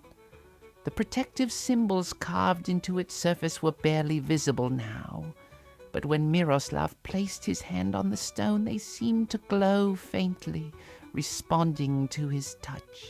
Something was wrong. He felt it before he understood it. The air at the crossroads felt thick, heavy, as if a storm was approaching, though the sky remained overcast, but calm. The temperature seemed to drop, and his breath came out in clouds that were denser than they should be. Miroslav turned slowly, scanning the forest that pressed close on all sides. Nothing moved, no bird sang. Even the wind had died, leaving an unnatural stillness that made his skin crawl. Then he saw it. At the edge of the trees, perhaps 50 yards away, a figure stood motionless, tall, impossibly tall, with limbs that were just slightly too long. It was shrouded in shadow, despite there being no obvious source for that shadow, as if it carried darkness with it like a cloak. The Karakondjul. He knew it with the same certainty with which he knew his own name. They regarded each other across the distance. Miroslav's hand moved to the iron knife at his belt, his muscles tensing for fight or flight. But the creature made no move to approach.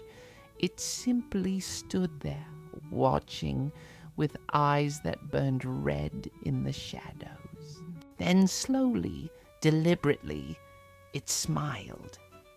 The expression split its face in a way that no human face could split, revealing teeth that were too many and too sharp. The message was clear. I see you, I know you, and when I'm ready, I will come for you.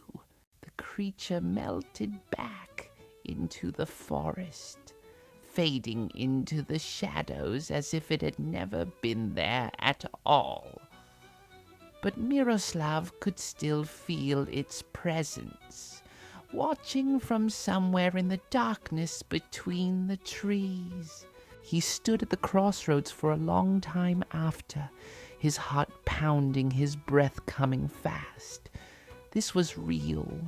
All of it was real. The stories, the warnings, the gift flowing through his blood. Real.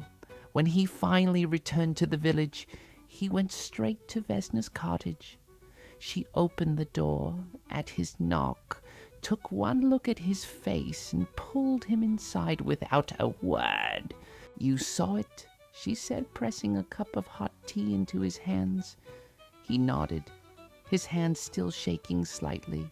At the crossroads, it wanted me to see it, wanted me to know it was coming. Vesna sat across from him, her expression grave. That's how it begins. It tests you first, tries to frighten you into making a mistake. The Karakondjul feeds on fear as much as it feeds on flesh. I was terrified. Good. Vesna's response surprised him. Fear keeps you careful.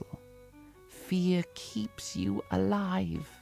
It's overconfidence that kills. She stood and went to one of her shelves, selecting several items with practiced ease. Here, she pressed a small cloth bag into his hands, wolf's bane and silver root, bound with red thread. Keep it on you. It won't stop the Karakondjul, but it will make it hesitate. Give you precious seconds if you need them, thank you. Don't thank me yet. She returned to her seat, folding her hands in her lap. Mero, you need to understand something. The Karakondjul isn't just a monster. It's intelligent, cunning. It will try to isolate you, separate you from the protections of the village. It will use your fears against you. Show you illusions, try to break your will before it breaks your body. How do I fight something like that? The same way your grandfather did. You accept that fear is part of the battle, but you don't let it control you. You remember that you're not just fighting for yourself. You're fighting for everyone in this village. Every child, every elder, every person who can't fight for themselves. Her words steadied him somehow, gave him something to hold on to beyond his own terror. He finished his tea in silence, drawing strength from her presence, from the calm competence she radiated. I should go, he said finally. Prepare for tonight. Vesna walked him to the door. As he was about to leave, she reached out and caught his hand. When this is over, she said quietly, when the unbaptized days are done and the barrier is restored, will you stay, or will you go back to your city? Miroslav looked at her, really looked at her, seeing the strength and the fear and the hope all tangled together in her eyes. I don't know, he admitted. A few days ago I would have said I'd leave as soon as I could. Now, I'm not so sure. This place, these people, they're part of me, in ways I didn't understand when I left. That's not an answer, I know. But it's the truth. Ask me again when this is over. She smiled, though it didn't quite reach her eyes. All right. When this is over. He left her cottage and walked through the village as the afternoon light began to fade. People were hurrying home, closing shutters, lighting lamps and candles early.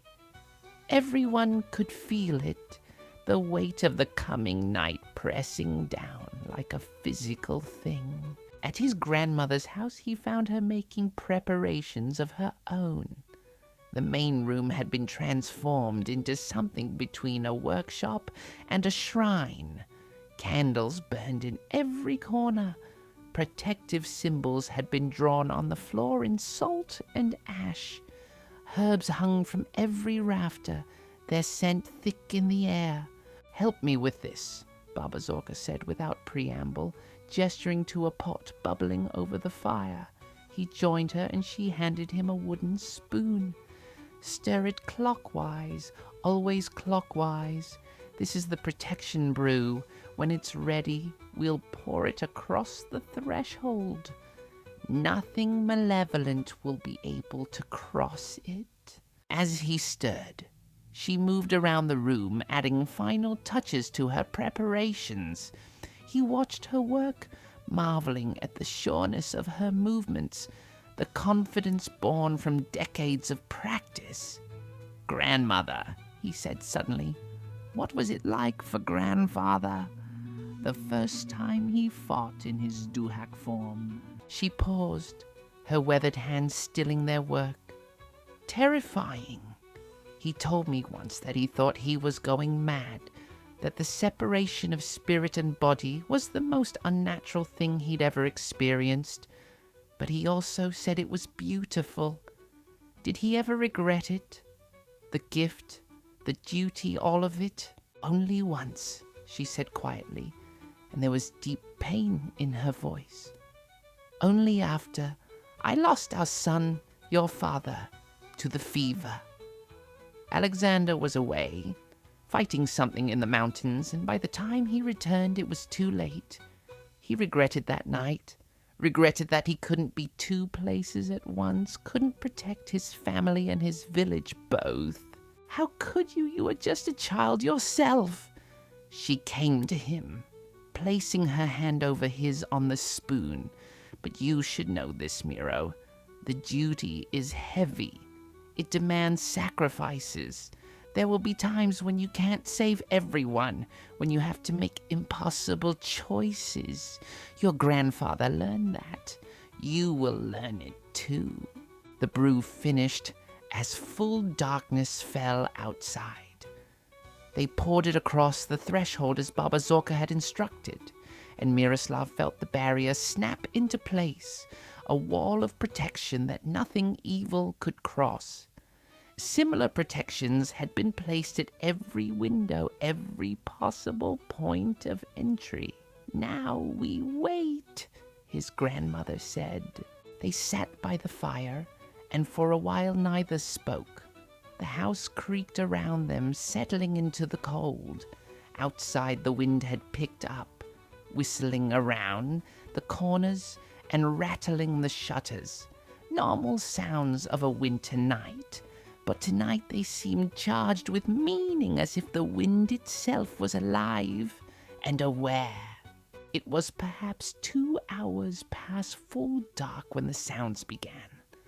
Footsteps on the roof, slow and deliberate, far too heavy to be a cat or bird. Scratch, scratch, scratch at the shutters, something with claws testing the protections. A low moan that might have been wind, but sounded far too human, far too full of hunger and malice. Baba Zorka's lips moved in silent prayer. Miroslav sat very still, his hand on the iron knife, feeling the knowledge from his dreams rising up inside him. This was it, the test, the moment when he would discover if he truly was Duhach, truly had the gift, or if it had all been stories and wishful thinking. The scratching grew louder, more insistent. Something was circling the house, probing for weakness. The candles flickered despite the lack of draft. The temperature in the room dropped until Miroslav could see his breath, even with the fire burning bright. Then suddenly, everything stopped. The sound ceased. The cold receded. The pressure that had been building released all at once, leaving a vacuum of silence that was somehow worse than the noise. "It's moving away," Baba Zorka whispered, "going elsewhere, looking for easier prey." Miroslav knew with sudden horrible certainty where it was going. He stood abruptly, his chair scraping back. "Vesna, she's alone. Her cottage is at the edge of the village, away from the center." His grandmother's face went pale. Go now, but don't leave your body here. You must go in spirit, Miro. It's the only way you'll be fast enough." He wanted to argue, wanted to say he didn't know how, that he needed more time, more training. But there was no time. Vesna was in danger, and he was the only one who could help her. Miroslav closed his eyes and reached for the knowledge that had been placed in him by his ancestors. He felt it there, waiting, a key that would unlock the door between spirit and flesh. All he had to do was turn it. He let go. The sensation was impossible to describe, like falling and flying at the same time. He felt his consciousness separate from his body, felt the silver cord that connected them stretch, but not break.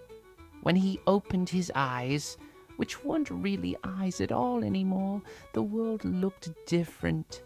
Colors were sharper, more vivid. His body sat slumped in the chair, eyes closed, barely breathing. His grandmother had placed protective hands on his shoulders, anchoring him. "Go," she said, though he heard her with senses that had nothing to do with ears. "Quickly, and be careful. In spirit form, you're powerful, but you're also vulnerable. The silver cord can be cut. Don't let it catch you." Miroslav didn't run. He flew, or something like flying. He moved through the night like thought itself, like wind, covering the distance to Vesna's cottage in moments that would have taken minutes of hard running in his physical body. He saw the Karakondjul before it saw him. The creature was crouched outside Vesna's door, its two long limbs folded in ways that hurt to look at. It was doing something to the protections, pulling at them with clawed hands, unraveling the wards with patient malice. Inside, he could see Vesna. She had felt something was wrong. She stood in the center of her cottage, a knife in one hand and a vial of something in the other, watching the door with wide, frightened eyes. The Karakondjul finally broke through the first layer of protection, and Vesna gasped as she felt it give way.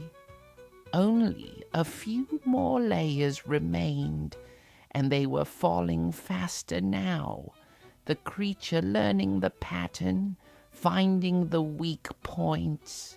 Miroslav didn't think. He simply acted, letting instinct guide him. He took a form that felt natural, comfortable, something between his human shape and something else, something older. In his spirit hands, weapons appeared, gifts from his ancestors, a sword that burned with silver light and a shield marked with the protective symbols of the crossroads.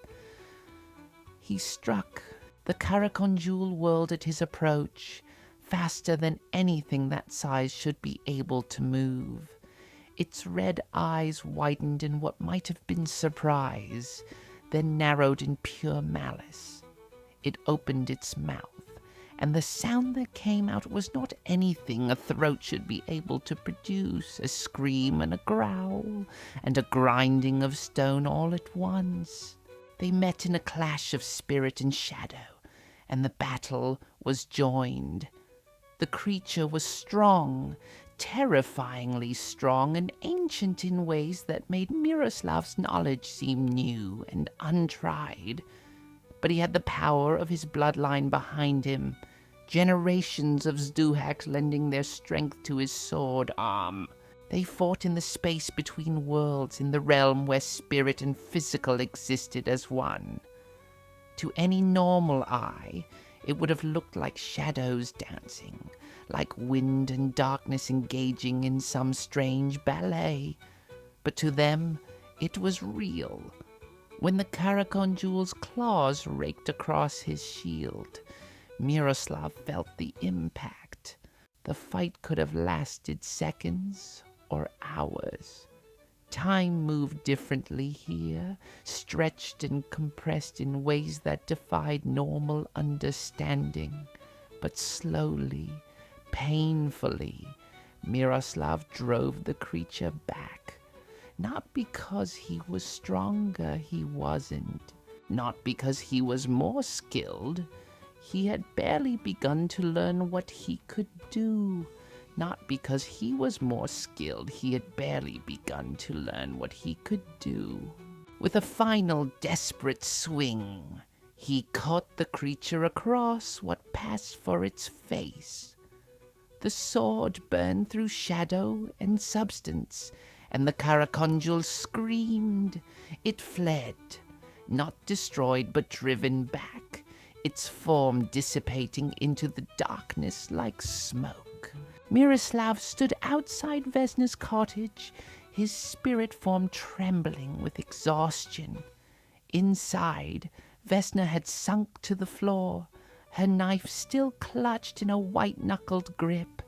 She had felt the battle even if she couldn't see it, had known somehow that she was being defended. He wanted to go to her, to reassure her, but his strength was fading fast. The silver cord was pulling at him, calling him back to his body. He let himself be drawn back through the night, back to his grandmother's house, back to the flesh that waited for him. The return was almost as disorienting as the leaving had been. Miroslav gasped as his consciousness slammed back into his body, his eyes flying open, his lungs burning as if he'd been holding his breath underwater. Baba Zorka was there, pressing a cup of water to his lips. Drink slowly. Don't try to speak yet.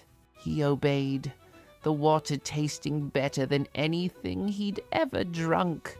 His whole body ached as if he'd run a marathon. His hands shook so badly he could barely hold the cup. You did it, his grandmother said, and there were tears in her eyes. You saved her, you drove it back. I couldn't kill it. No one expected you to. Not on your first attempt, not when you're still learning. But you fought it, Miro. You stood against it and won. That's what matters. Miroslav closed his eyes, feeling the weight of what he'd just done settling over him. He was Duhak, truly, undeniably Duhak. The gift was real, the duty was real, and for the next 5 nights until Epiphany came and the barrier was restored, he would stand between the village and the darkness. Outside the wind howled, but for tonight, Vranik was safe. Miroslav woke late the next morning, his body feeling like it had been beaten with hammers. Every muscle ached, his head pounded, and when he tried to sit up, the room spun alarmingly. He fell back onto his pallet with a groan. "Easy," Baba Zorka said, appearing beside him with a cup of something that smelled medicinal and not entirely pleasant. "The first time is always the hardest. Your body isn't used to being without your spirit. Drink this. It will help." He managed to prop himself up enough to swallow the bitter brew, grimacing at the taste. "What is it? Better you don't know." His grandmother's lips quirked in what might have been amusement. "But it will restore your strength faster than sleep alone. You'll need it. Tonight is the 8th night." The memory of the previous night came flooding back. The separation of spirit and body, the flight through darkness, the battle with the Karakondjul and Vesna standing alone in her cottage, vulnerable and afraid. Is she all right? Vesna. She's fine. Shaken, but fine. Father Petar went to her cottage at first light to reinforce the protections. She sent word that she wants to see you when you're able. Miroslav forced himself to sit up, fighting through the dizziness. "Then I should go now. You should rest," Baba Zorka said firmly.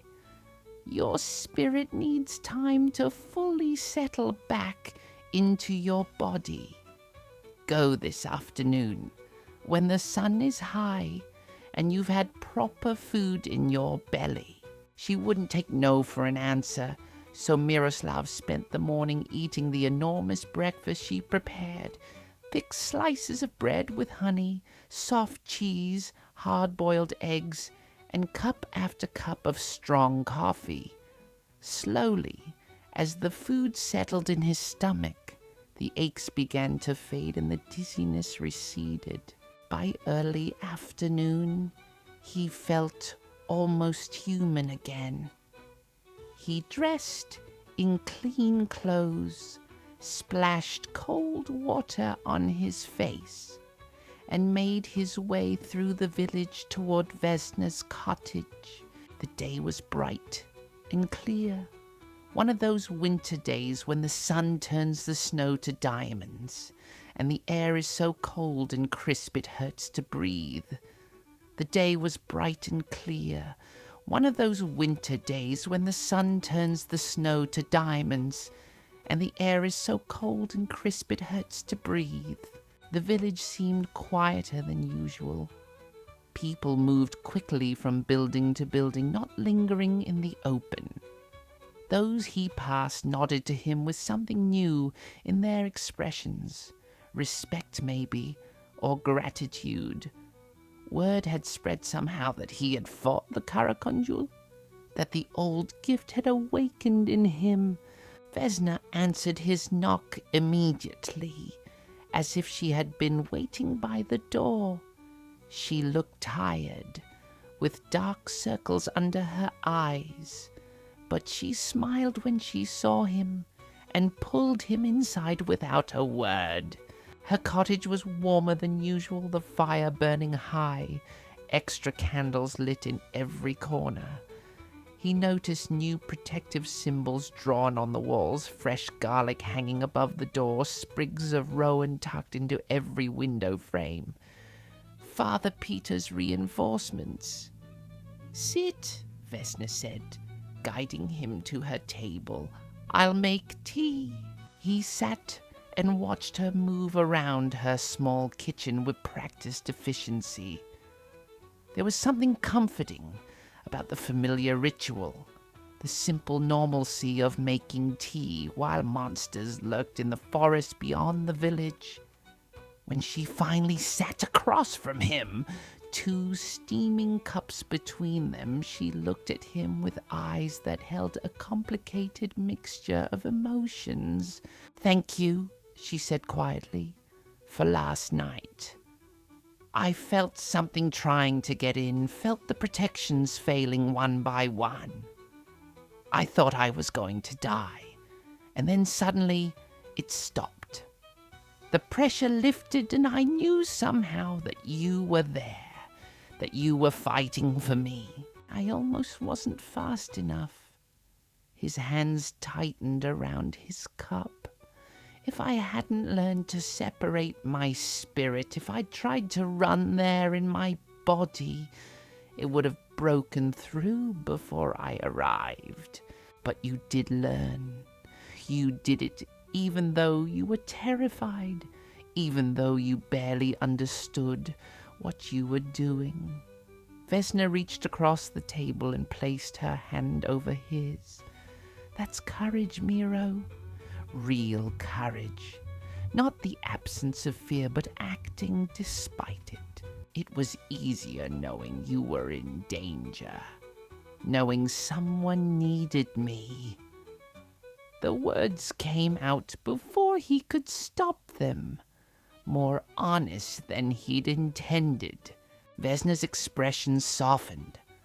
"That's what makes you different from the stories you know. The heroes in tales are always fearless, always certain. But you're real.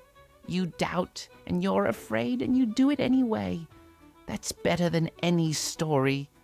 They sat in comfortable silence for a moment, drinking their tea. Then Vesna stood and went to her shelf of books and journals. "I've been reading more of my grandmother's notes," she said, returning with several volumes, "about the Zduhak and how the gift works. I thought it might help you understand what's happening to your body. She opened one of the journals, pointing to a detailed drawing. This is from 1867, when your grandfather fought alongside 2 other Stuhak from neighboring villages. My grandmother observed them closely, documented everything she could. The drawing showed a human figure with a second, slightly translucent figure standing beside it, connected by a thin silver line. Notes in cramped handwriting filled the margins.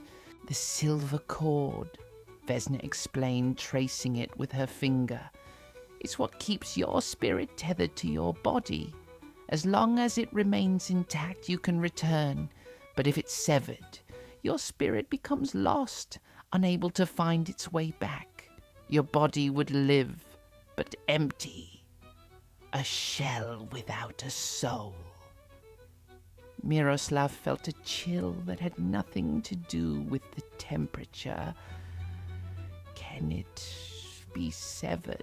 Yes, that's one of the dangers. Certain creatures can cut it if they know what to look for. The Karakondjul is one of them. If it had caught you last night, if the battle had gone differently, it might have tried. So I was risking more than just my life. Much more. Vesna turned the page, showing another drawing. This one depicted the various forms a Zduhak could take. But you're also more powerful in spirit form than you could ever be in flesh. You can move faster, hit harder, see things that normal eyes can't perceive. It's a trade-off. She spent the next hour walking him through everything her grandmother had documented. The way spirit energy worked, the importance of maintaining the connection to his physical territory, the signs that his spirit was growing too weak and needed to return to his body. Your grandmother was remarkable, Miroslav said, when she finally closed the last journal. To observe all this, to document it so carefully. Most people would have been too frightened to even look. She was a healer. Vesna's voice was full of pride. She believed that understanding was the first step to helping. Fear comes from ignorance. The more you know about something, the less power it has to terrify you. Is that why you're not afraid, even after last night? Oh, I'm afraid. Vesna met his eyes directly. I'm terrified. But I'm also a healer, like my grandmother. I know that fear is just another symptom to be treated. You acknowledge it, you understand its source, and then you don't let it control you. How do you do that? Not let it control you. Practice. She smiled slightly. And knowing that I'm not alone. Knowing that someone is fighting for me. Fighting for all of us. That helps more than you might think. There was something in the way she said it, in the way she looked at him, that made Miroslav's heart do something complicated in his chest. He wanted to say something meaningful in response, but his grandmother's words from the previous day echoed in his mind. The duty demands sacrifices. There will be times when you can't save everyone. What if I fail? He asked instead. What if next time I'm not fast enough or strong enough? What if the Karakondjul is smarter than I am and finds a way past me? Then we'll face that when it comes. Vesna stood and moved to her hearth, stirring something in a pot that hung over the fire. But worrying about what might happen doesn't help anyone. The only thing you can do is prepare as best you can, and trust that when the moment comes, you'll do what needs to be done. She ladled out 2 bowls of stew, rich with meat and vegetables, and they ate together as the afternoon light began to fade outside. Miroslav found himself relaxing in her presence, the tension that had been coiled in his shoulders since he woke beginning to ease. "Tell me about the city," Vesna said suddenly. "What was it like, living somewhere so different from here?" Miroslav thought about how to answer. "Loud," he said finally. "So much noise all the time.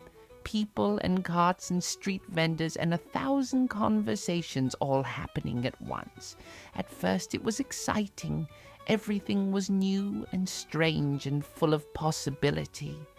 And later it felt hollow somehow, like I was surrounded by thousands of people, but still completely alone. Nobody there knew my name, my history. I was just another face in the crowd." He paused. "Here, for better or worse, everyone knows who you are. You're part of something larger than yourself. That's why I never wanted to leave." Vesna set down her spoon. "I know the city has opportunities, excitement, things we'll never have here in Vrenik, but this is home. These people, this place, they're woven into who I am. I can't separate myself from them any more than I can separate my spirit from my body." The comparison struck him as particularly apt, given what he'd learned to do. "You're saying I tried to cut my own silver cord when I left. Maybe. Or maybe you needed to leave so you could understand what you were leaving behind. Maybe you had to see the world beyond these mountains so you'd know what makes this place worth protecting." Before he could respond, there was a knock at the door. Vesna rose to answer it, and Miroslav heard a man's voice, urgent and worried. When she returned, her expression was grave. "It's Darko Jovanovic. His wife Anna is ill. Fever and chills started this morning and has gotten worse through the day. He wants me to come look at her." "Let me come with you," Miroslav said, standing. "It's getting dark. You shouldn't travel alone." Vesna gathered her healer's bag, checking its contents with practiced efficiency. Medicine bottles, bandages, dried herbs, all organized and ready. She pulled on a heavy cloak and wrapped a scarf around her head against the cold. They walked through the village together, the setting sun painting the snow in shades of orange and pink. The Jovanovic farm was on the far side of Vranik, a good 20-minute walk even at a brisk pace. Miroslav found himself constantly scanning the tree line, watching for any sign of movement, any suggestion of danger. The farmhouse was warm when they arrived, the fire burning high, but Anna Jovanovic lay in the bed shivering despite the heat and the pile of blankets covering her. Her face was flushed with fever, her hair plastered to her forehead with sweat. Darko hovered anxiously as Vesna examined his wife, feeling her forehead, checking her pulse, looking at her eyes and tongue. Miroslav stood near the door, trying to stay out of the way while remaining alert to any threat. "How long has she been like this?" Vesna asked. Since mid-morning." Darko's voice was tight with worry. She said she felt strange when she woke, cold even though the house was warm. By noon she was shaking. Now she barely knows where she is. Vesna opened her bag and began mixing a remedy, combining several powders with water from the kettle. This will help bring down the fever. But Darko, I need to ask you something. Has she been outside of the house, particularly near the forest, just to fetch water from the well this morning? Why? Vesna didn't answer directly. She helped Anna drink the medicine, supporting the older woman's head with gentle hands. Then she examined Anna's arms and hands more closely, pushing up the sleeves of her nightgown. There, she pointed to a small mark on Anna's wrist, barely visible. A scratch.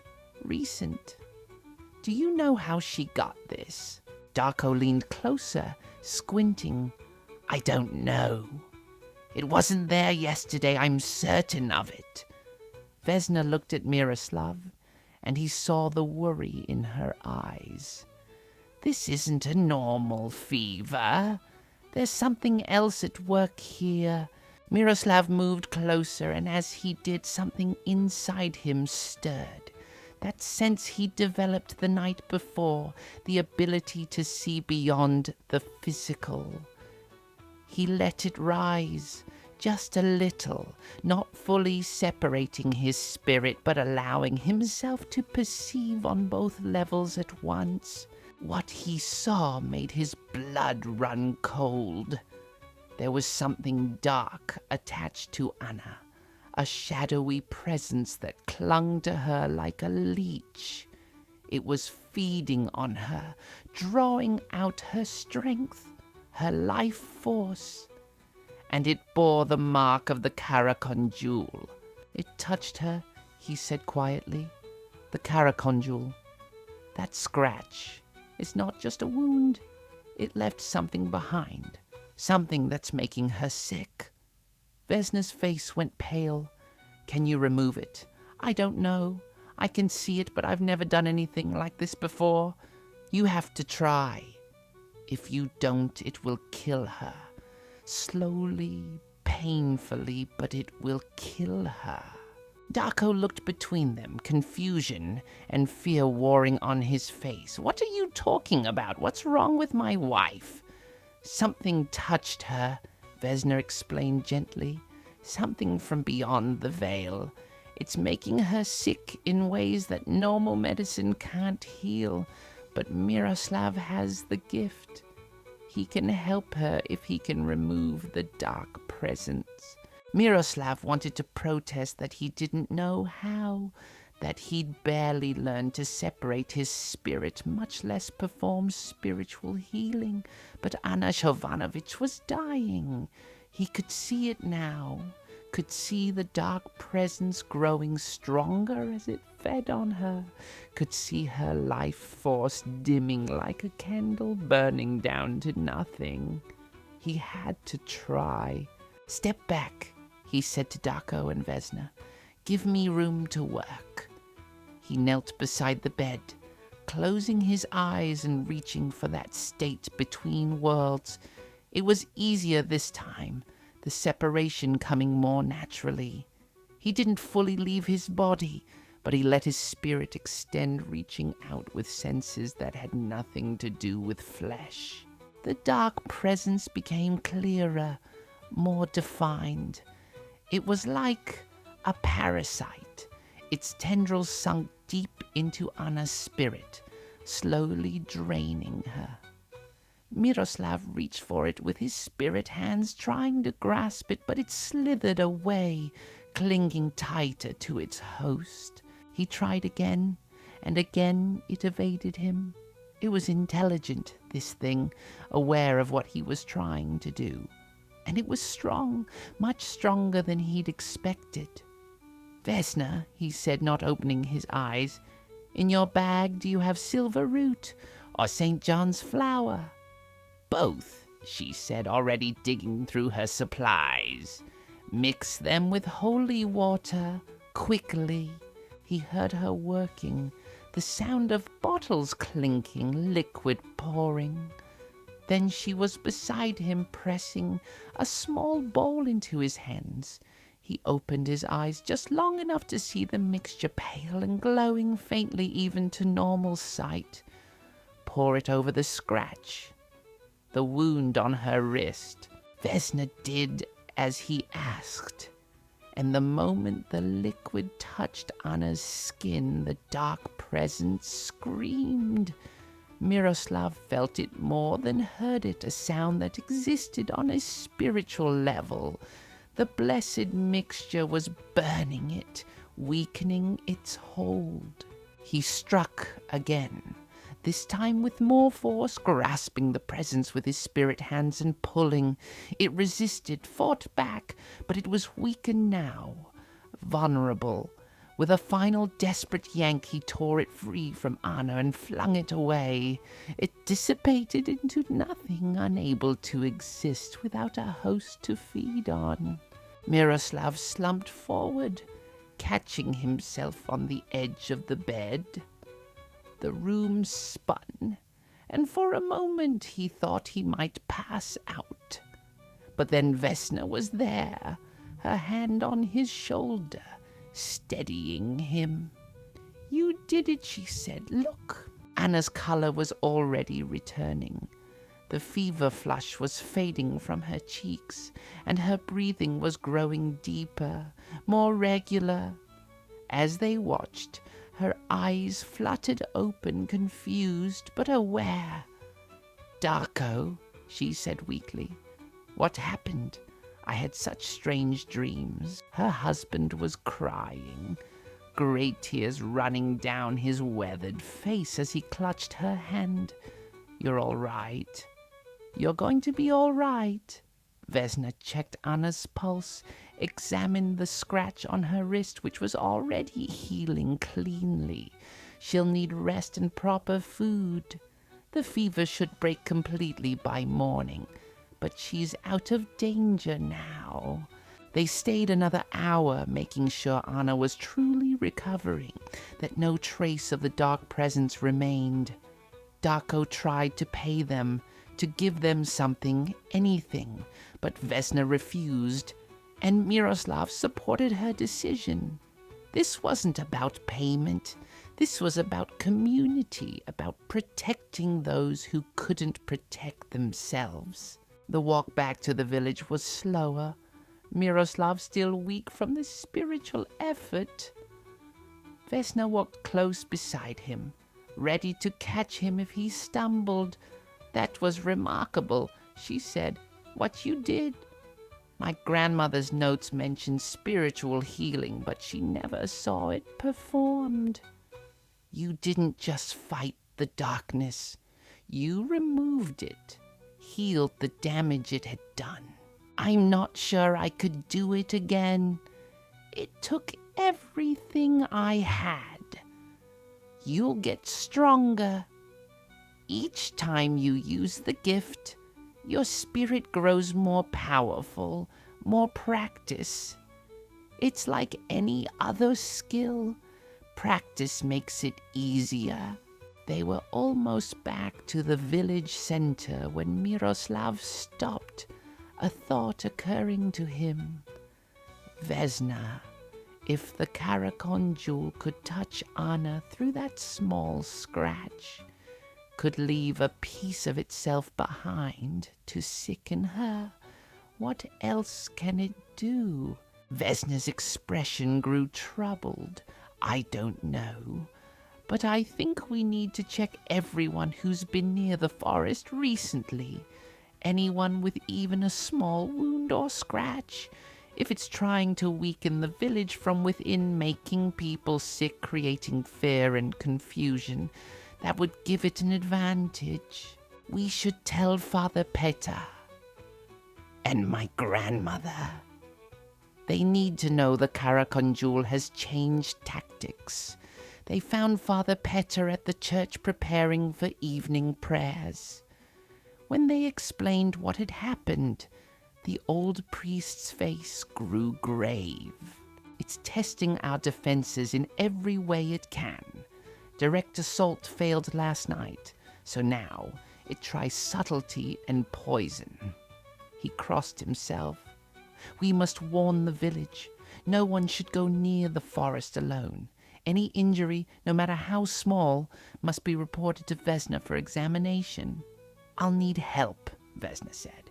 I can't examine everyone by myself, not quickly enough.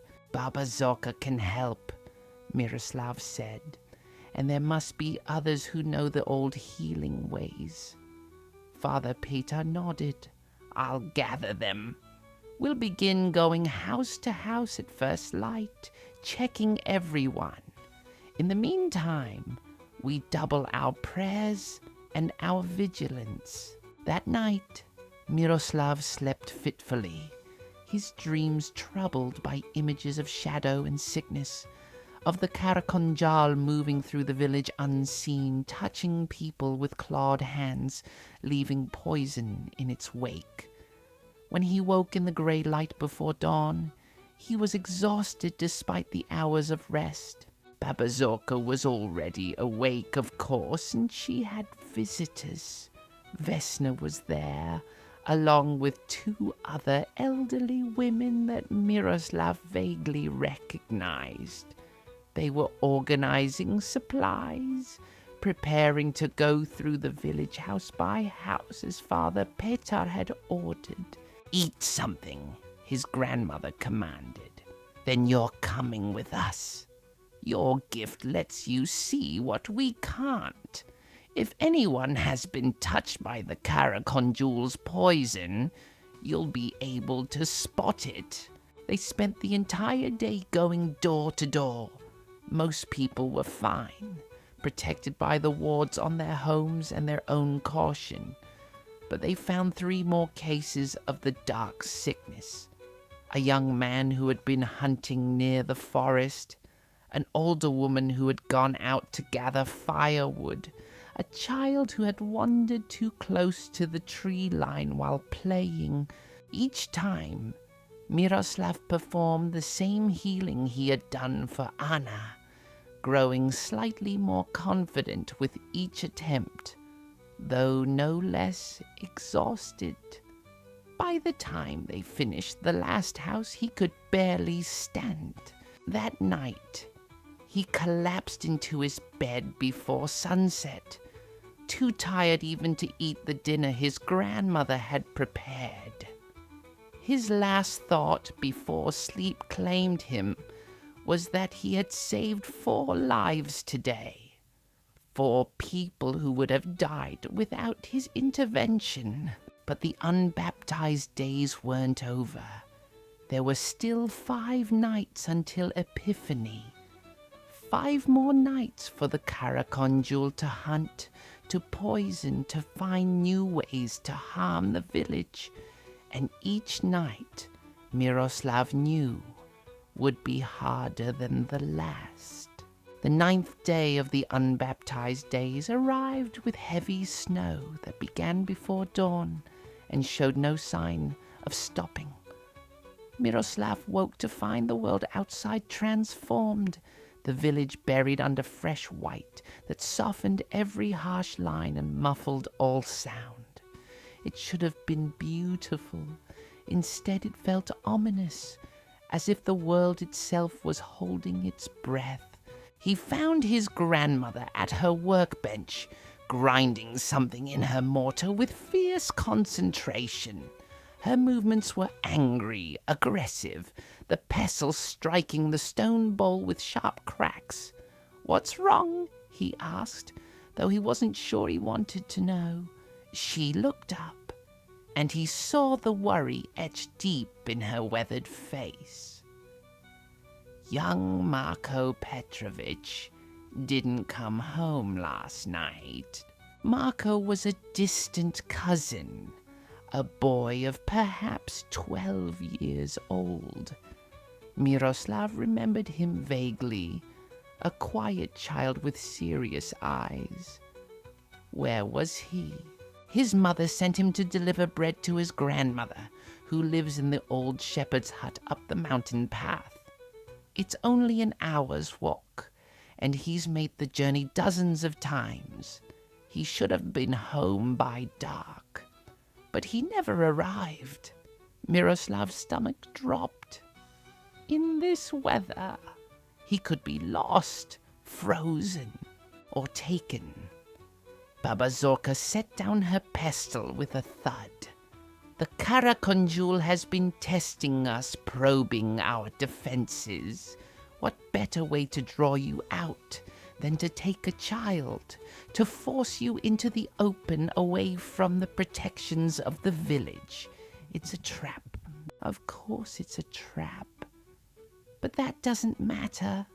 That boy is out there somewhere, and whether he's already dead or still clinging to life, we have to try to find him.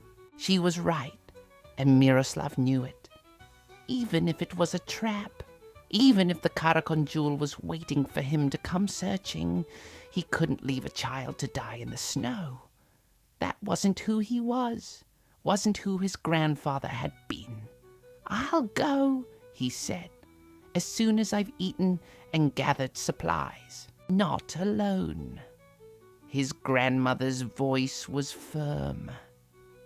"You'll take others with you.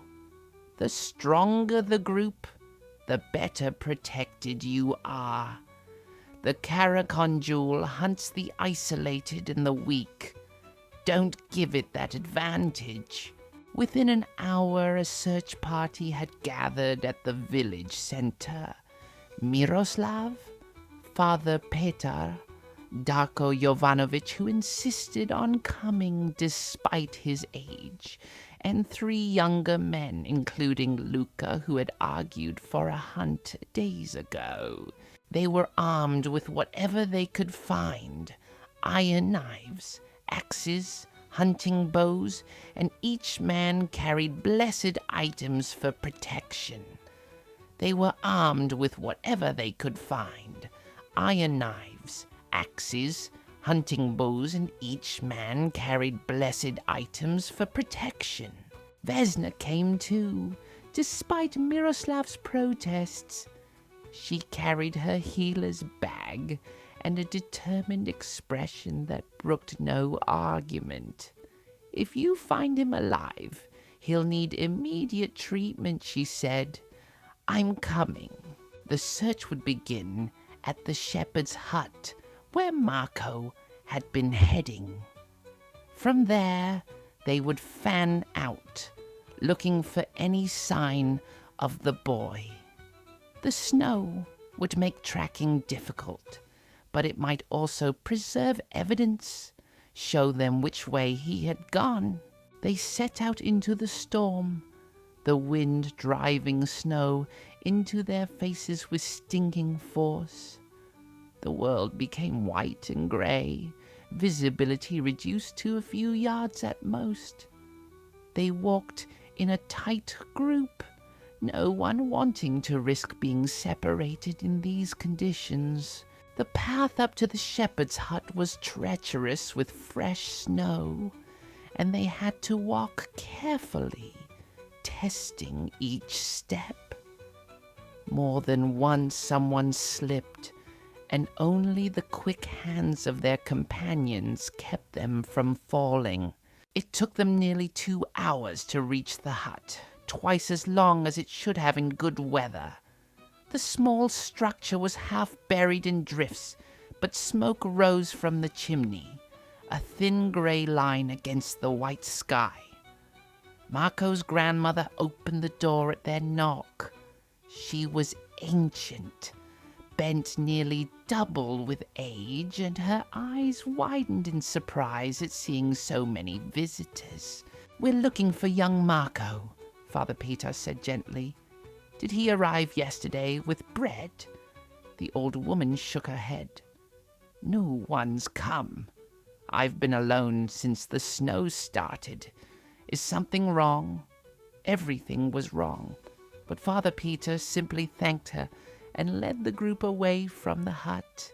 Once they were out of earshot, he turned to the others. "So Marco never reached his destination. That means he's somewhere between here and the village, possibly injured, possibly." He paused, unable to say the word they were all thinking. "We spread out, but stay within sight of each other.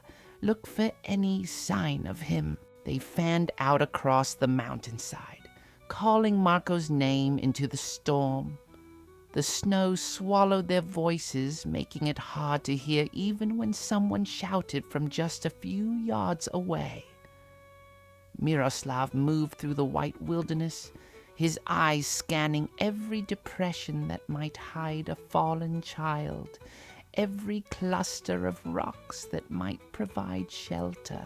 An hour passed with no sign, then another. The cold was brutal, seeping through their clothes despite their heavy coats and furs. Miroslav's face was numb, his fingers stiff even inside his gloves. If Marco was out here, if he had been out here all night, the chances of finding him alive were growing smaller with each passing moment. It was Vesna who found the first clue. She called out, her voice barely carrying through the wind, and the others converged on her position. She was kneeling in the snow, brushing away the fresh fall to reveal something underneath. A piece of cloth, torn and stained. "That's from Marco's coat," Darko said, his voice grim. "I recognize the weave. His mother made it. There's more here." Vesna pointed, and Miroslav saw what she meant. Tracks, partially filled in by the fresh snow, but still visible. Small footprints running in an erratic pattern, as if the person making them had been running, panicked. And there, alongside the human tracks, were others, larger, deeper, the same wrong footprints they had seen at Darko's farm, clawed and inhuman. "It was chasing him," Luca said, his face pale. "The boy was running from it." The tracks led into the forest, away from both the village and the shepherd's hut, away from safety, toward the deep woods where the trees grew thick and old. Miroslav felt his gift stirring inside him, responding to the proximity of the Karakondjul's trail. "This is what it wanted," Father Petar said quietly. "To draw us here, to lead us into the forest where its power is stronger. But we have to follow." Miroslav's voice was firm, despite the fear coiling in his stomach. That boy could still be alive. We can't abandon him. The group exchanged glances. They all knew the danger, but they also knew they had no choice. One by one, they nodded agreement. They entered the forest in a tight group, weapons ready. The trees closed around them like the bars of a cage, and the wind's howling took on an almost human quality. The tracks were clearer here, protected somewhat from the falling snow by the canopy above. They could see both sets clearly now, the boy's desperate flight and the Karakondjul's patient pursuit. "How long ago?" Miroslav asked Darko, who knew tracking better than anyone. The older man knelt, examining the prints. "Hard to say with the snow, but not recent. These are from last night, I'd wager. Many hours old? Many hours. Too long for a child to survive in this cold without shelter."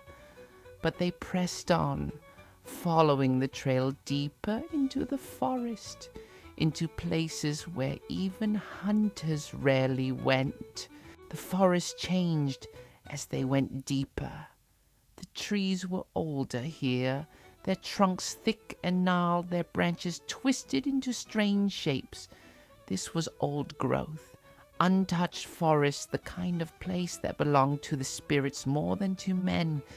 This was old growth, untouched forest, The kind of place that belonged to the spirits more than to men. Wait. Vesna stopped suddenly, holding up her hand. Do you hear that? They all fell silent, straining to hear over the wind. And then Miroslav heard it too. A sound like crying, faint and distant, coming from somewhere ahead. Marco, Father Petar called. Marco, can you hear us? The crying continued, but there was no response to the call. It simply went on and on, a heartbreaking sound that pulled at something deep in Miroslav's chest. Something's wrong, he said. That doesn't sound right. Luka pushed forward anyway, eager to be the hero. The boy's alive. We have to reach him. No, wait. Miroslav grabbed his arm. It's a trick. Listen to the crying. It never changes, never gets louder or softer. It's exactly the same pitch, the same rhythm. It's not real. You're hearing things, Luka snapped, pulling free. I'm not going to stand here while a child freezes to death because you're afraid of shadows. He strode forward into the deeper forest, and two of the other young men followed, despite Father Petar's command to wait. Miroslav cursed and hurried after them, Vesna close behind. The group was splitting up, exactly what they couldn't afford to do. The crying was louder now, and Miroslav could see what he meant about it being wrong. It wasn't the natural sobbing of a frightened child. It was too perfect, too measured. An imitation rather than the real thing. Luka broke into a clearing and stopped short. There, huddled against a tree, was a small figure. Marco, or what looked like Marco. The boy sat motionless, his head down, his shoulders shaking with those measured sobs. See, Luka said triumphantly. He's here. He's alive. Don't touch him, Miroslav shouted. But he was too late. Luka reached down to lift the boy, and the figure's head snapped up with impossible speed. What they had thought was Marco was not Marco at all. The face was wrong, stretched and distorted, the mouth opening too wide to reveal rows of needle teeth. It was an illusion, a trap made of shadow and malice. The false Marco lunged at Luka with supernatural speed, clawed hands reaching for his throat. Luka screamed and fell backward, barely avoiding the strike. The creature hissed and began to shift, its form melting and reforming into something much larger and more terrible. The Karakondjul stood before them, in its true form, tall and twisted, its red eyes burning with hunger and hate. And they were in the deep forest, far from the village's protections, exactly where it wanted them.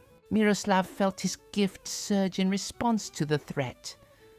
But there was a problem.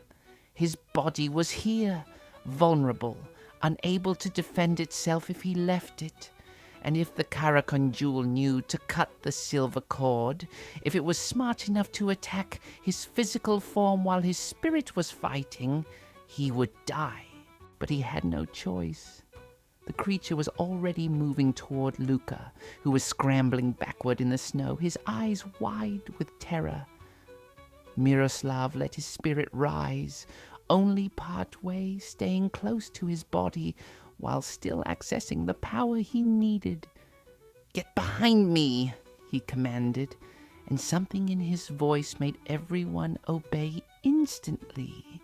The Karakondjul paused, its head tilting as it recognized what he was. Then it smiled, that terrible smile, all teeth and malice. It spoke, and its voice was like grinding stones, like breaking bones. "Little guardian, so young, so new. Did you think to challenge me in my own domain? Give us the boy." Miroslav kept his voice steady despite his fear. Give him to us and go. Return beyond the veil." The creature laughed, a sound that made Miroslav's skin crawl. "The boy is mine. He wandered from the path, strayed into my territory. By the old laws, he belongs to me. There are no old laws that allow you to hunt children, are there not?"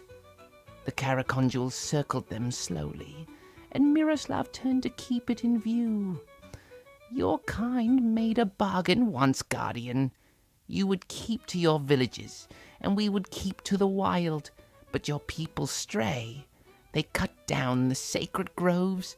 They build their farms closer and closer to our territory. Why should we honor the old laws when you do not?" "Because we're trying," Father Petter said, his voice calm despite the circumstances. "Because we're remembering the old ways, restoring the protections. Give us a chance to make things right." The creature considered this, its head tilting from side to side in a way that was completely inhuman. A chance. Yes, and perhaps. It turned its burning gaze on Miroslav. "But first, let us see what the new guardian is capable of. Let us test if he is worthy of his grandfather's legacy." It attacked with blinding speed, faster than anything that size should be able to move. Miroslav met it with his spirit partially extended, his consciousness existing in two places at once, body and spirit working together. The impact of the collision sent shockwaves through the clearing, snow exploding into the air around them. They fought in the space between worlds, physical and spiritual forces clashing. The Karakondjul was strong, terrifyingly strong, and it fought with the cunning of something ancient and experienced. The battle raged through the clearing and into the trees beyond. Miroslav felt claws rake across his spirit form, felt pain that was both real and not real. He struck back, his spirit blade finding purchase in the creature's shadowy flesh. Black ichor sprayed smoking where it hit the snow. But the Karakondjul was learning his patterns, adapting to his attacks. And Miroslav was tiring. The effort of maintaining his partial separation draining his strength rapidly. He couldn't keep this up much longer. Then Vesna was there, throwing something at the creature. Holy water mixed with silver root, the same mixture they had used to heal Anna. It struck the Karakondjul full in the face, and the creature screamed, a sound of pure rage and agony. Where the liquid touched, its flesh burned and bubbled. The creature fell back, momentarily stunned. Father Petter took advantage of the opening, stepping forward with his cross raised high, speaking words of prayer and blessing in a voice that rang with authority. The combination was too much. The Karakondjul, wounded and weakened, realized it had miscalculated. It had expected to face only Miroslav, hadn't anticipated the others working together, using their combined knowledge and courage. With a final snarl of frustration, it fled, vanishing into the deep forest like smoke. But as it went, it spoke one last time. "The boy is in the hollow oak. Whether he lives or dies depends on how quickly you find him. And Guardian, remember this. You won this battle, but the war is not over. We have 3 more nights until Epiphany, 3 more chances for me to test you, and next time I will not be so merciful." Then it was gone, and they were alone in the clearing, all of them breathing hard, trembling with the aftermath of terror and battle. "The hollow oak," Darko said. I know that tree. It's not far from here." They found Marco 10 minutes later, huddled inside the massive hollow of an ancient oak tree. He was unconscious, his lips blue with cold, his breathing so shallow as to be almost undetectable. But he was alive. Vesna went to work immediately, pulling him from the hollow with gentle hands, wrapping him in spare cloaks, checking his vital signs. He's alive, but barely. We need to get him warm, quickly. Another hour, and it would have been too late. They made a stretcher from branches and coats and carried the boy as quickly as they dared through the snow back towards the village. Miroslav walked at the front, his senses extended, watching for any sign that the Karakondjul might return. But the forest was silent, the threat gone, at least for now. By the time they reached the village, word had spread. Marco's mother was waiting, her face a mask of desperate hope. When she saw her son unconscious but alive, she collapsed to her knees in the snow, sobbing with relief. They took Marco to Vesna's cottage, where the fire was already roaring, the space prepared for healing work. Miroslav watched as she and his grandmother worked together, warming the boy slowly, carefully, treating the frostbite on his fingers and toes, coaxing warmth and life back into his small body. It was past midnight before Marco's eyes fluttered open. His first word was "mother," and his second was crying. There was crying in the forest. I followed it. "A trap," Baba Zorka said gently. "A trick to lure you away. But you're safe now. You're home." The boy's mother stayed with him, refusing to leave his side. The others drifted away in ones and twos, exhausted, traumatized, but victorious. They had faced the Karakondjul in its own territory and lived. They had rescued the child. Miroslav was the last to leave Vesna's cottage. She walked him to the door, and in the privacy of the entrance, she took his hand. "You were magnificent today," she said. "Not just the fighting, but the way you held everyone together. The way you knew it was a trap but went anyway, because that's what had to be done. I was terrified the entire time. I know. That's what made it magnificent." She squeezed his hand. 3 more nights, Miro. Can you do it? Can you keep standing against this thing for 3 more nights? He thought about Marco, about how close they had come to losing him, about Anna and the others who had been touched by the Karakondjul's poison, about every person in Rannik who was depending on him to keep them safe. "I don't have a choice," he said. "This is what I am now. This is what I have to do.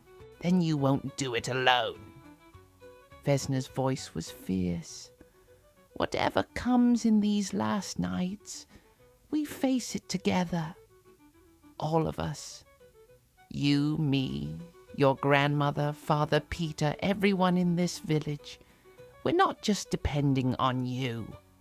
We're standing with you." Miroslav felt something loosen in his chest, a knot of isolation and fear he hadn't realized was there. She was right. He wasn't alone in this. He never had been. "Together, then," he said. "Whatever comes, we face it together." He walked home through the sleeping village, the snow still falling softly from the dark sky. 3 more nights until Epiphany. 3 more nights until the priest would bless the waters and the barrier would be restored. 3 more nights of standing between his people and the darkness. But Vesna was right. He wasn't standing alone, and that made all the difference. The 10th day brought a break in the weather.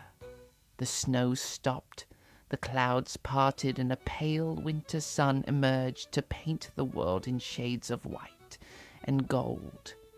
It should have been a relief, a moment of peace. Instead, the entire village felt the tension mounting, like the calm before a storm. Miroslav spent the morning at the crossroads reinforcing the protections there. Father Peter had come with him, blessing the old stone marker with holy water, while Miroslav traced the ancient symbols with renewed clarity. His gift was growing stronger each day, more intuitive. His gift was growing stronger each day, more intuitive. Your grandfather stood here many times, Father Peter said, watching him work. In his later years, he would come to this spot every evening, checking the wards, maintaining the protections. He said it was like tending a garden. If you neglected it even for a short while, the weeds would start to grow. Did he ever talk about what it was like being Zduhak? The priest was quiet for a long moment, his breath clouding in the cold air. He said it was both a gift and a burden, that he was grateful for the power to protect those he loved, but that it separated him from normal life in ways that were hard to bear. He saw things others couldn't see, felt things others couldn't feel. Miroslav understood that feeling all too well. Since his gift had awakened, he had existed in 2 worlds at once, the physical and the spiritual. It was exhausting, isolating, knowing that no one else could perceive reality the way he did now. He also said, Father Peter continued, that the key was to remember why you fight. Not for glory, not for recognition, but because it's the right thing to do. Because someone has to stand against the darkness, and it might as well be you. They finished their work at the crossroads and walked back toward the village together. The sun was high now, and people were out and about, going about their daily business with a determination that bordered on defiance. The Karakondjul had taken one of their children, had threatened them in their own homes. The Karakondjul had taken one of their children, had threatened them in their own homes. Miroslav spent the afternoon with Vesna, helping her prepare additional medicines and protective items. They worked in comfortable silence for the most part, falling into a rhythm that felt natural and right. She would grind herbs while he measured and bottled, or he would stir a simmering pot while she consulted her grandmother's journals for the proper proportions. Do you remember, Vesna said suddenly, the summer before you left, when we went to the high meadow to gather flowers? Miroslav paused in his stirring. I remember. It was a beautiful day. You spent hours finding the perfect blooms. You were supposed to be helping, but you kept getting distracted by everything. The birds, the clouds, the way the wind moved through the grass. She smiled at the memory. I was so frustrated with you. But looking back, I think that's what I loved most. The way you noticed things, appreciated things. You saw the world as something to marvel at, not just something to use.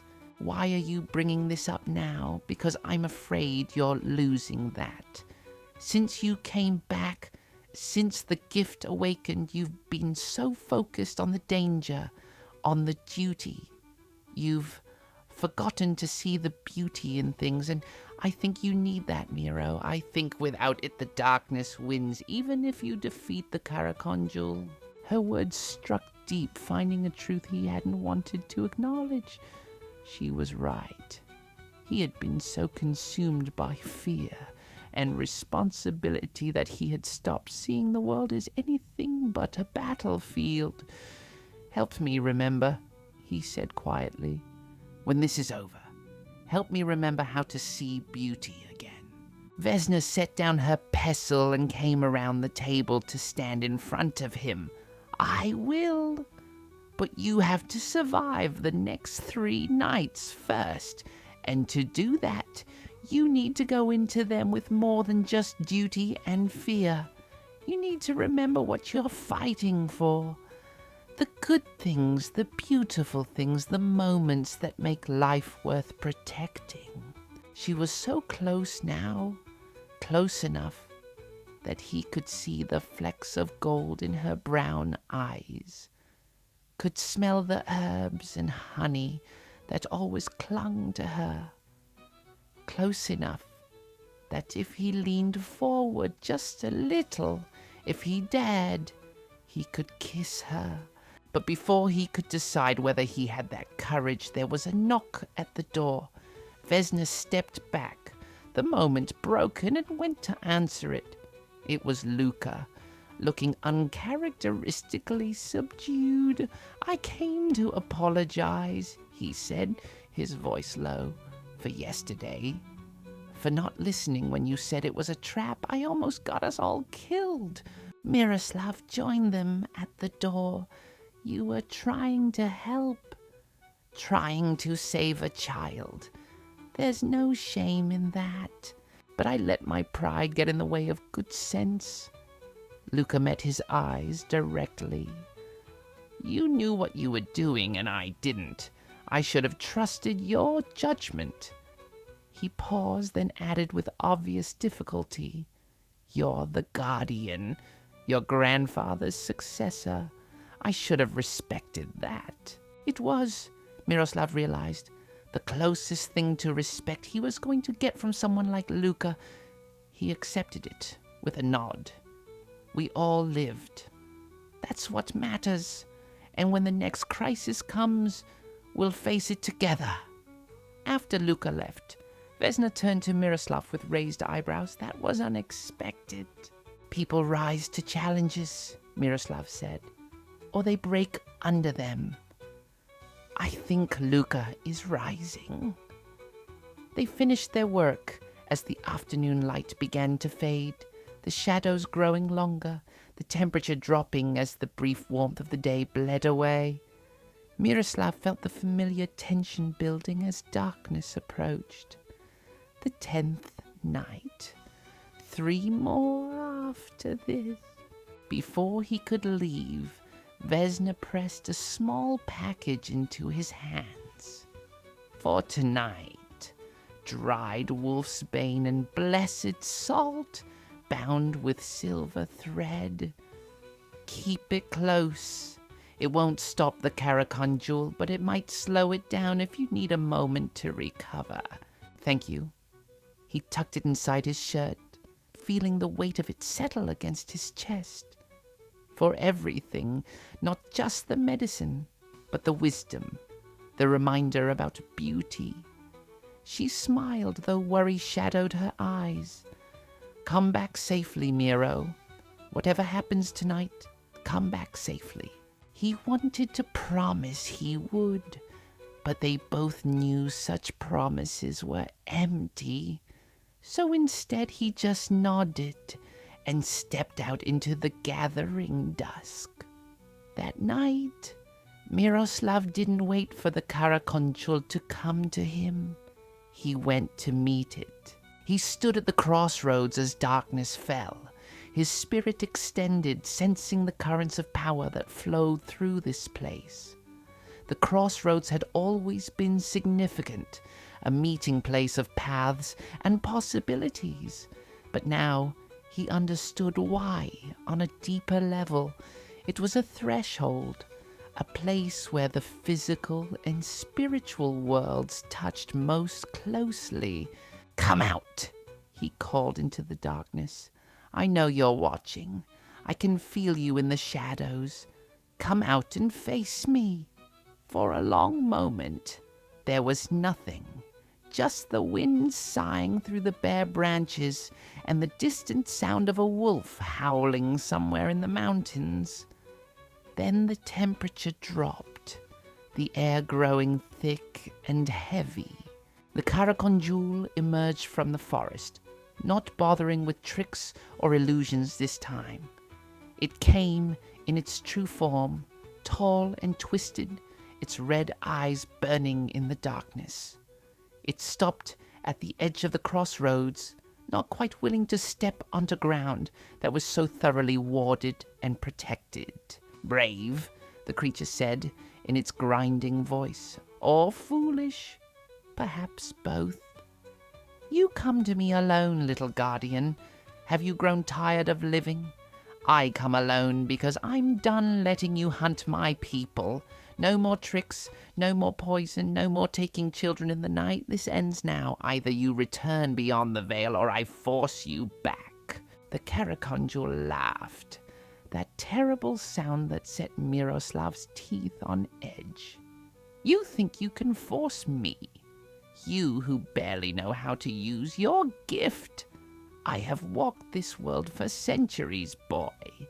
I have devoured stronger guardians than you. Then why haven't you attacked the village directly? Why all the games, the tests, the attempts to weaken us from within?"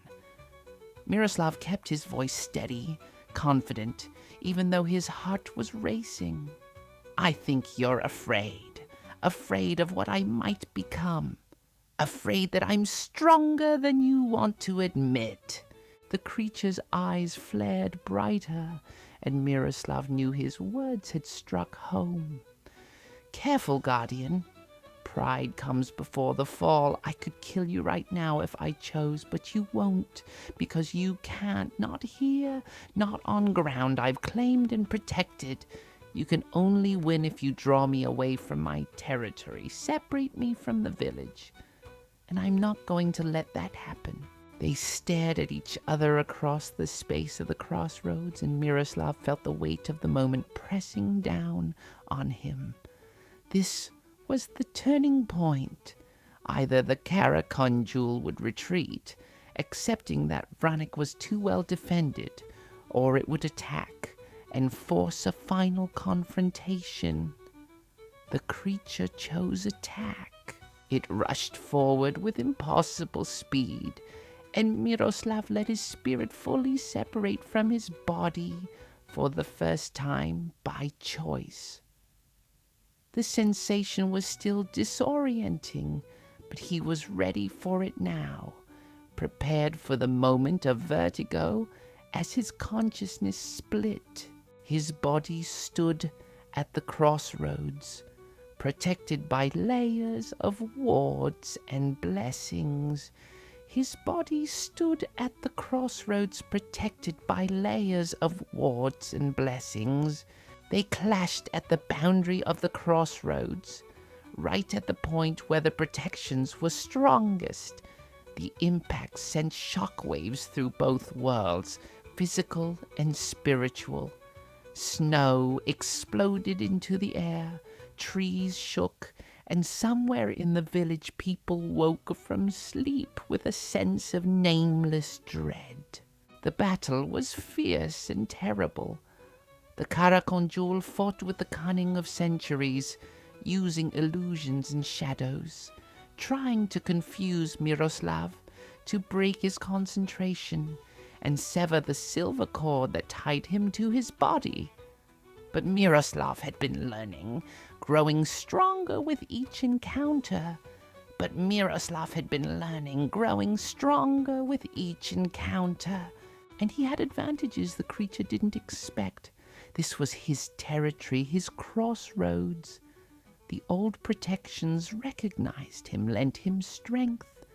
And more than that, He was fighting for something real and immediate, for the people sleeping in their homes, trusting him to keep them safe, for the children who deserved to grow up without fear. The Karakondjul began to falter. Not much, not obviously, but Miroslav felt it. The creature's strikes were coming afresh and slower, its defenses weakening. It had expended enormous energy over the past days, poisoning victims, setting traps, maintaining illusions, and now, fighting on ground that was thoroughly warded against it, the cost was mounting. Miroslav pressed his advantage, driving forward with renewed fury.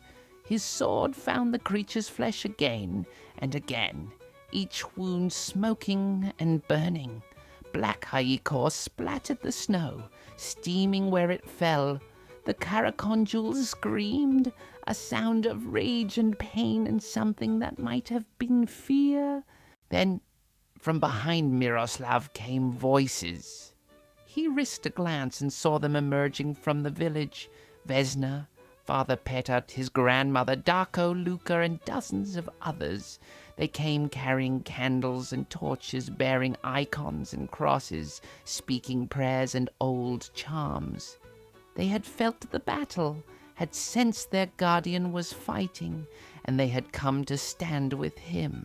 The Karakondjul saw them too, and something in its expression changed.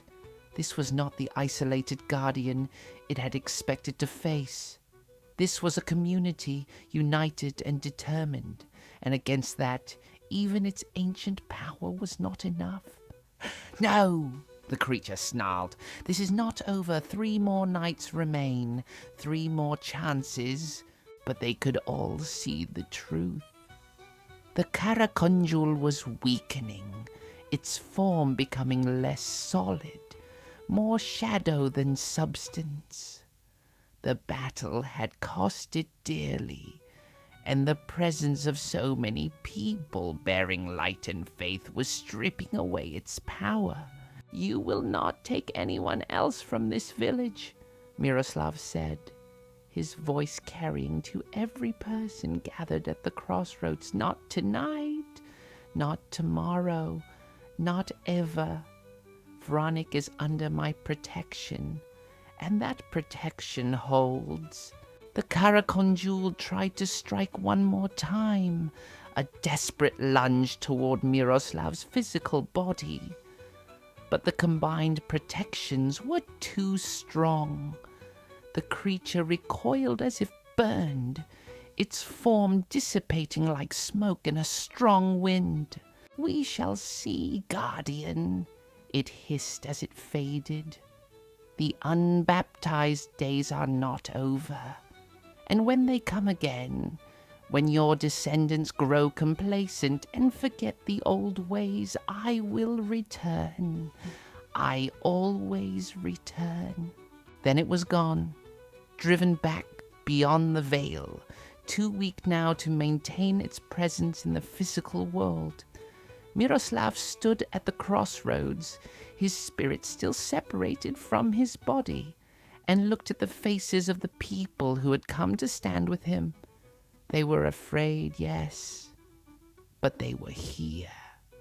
They had not hidden in their homes. They had come when their guardian needed them. Slowly, carefully, he let his spirit return to his body. The reunion was gentler this time, practiced. When his eyes opened again, seeing through physical sight, he found Vesna standing right in front of him, tears streaming down her face. "You did it," she said. "You drove it back." "We did it," he corrected. "All of us together." Father Petar stepped forward, his weathered face split in a wide smile. "Your grandfather would be proud, my boy. You've proven yourself worthy of the gift, worthy of the duty, and more than that, you've shown us that we have power too, that faith and community can stand against the darkness just as surely as any Stuhak sword." The crowd began to cheer, relief and joy breaking through the tension like sun through clouds. People embraced, laughed, cried. Young Marco was there with his mother, and the boy broke free to run to Miroslav, throwing his arms around his waist.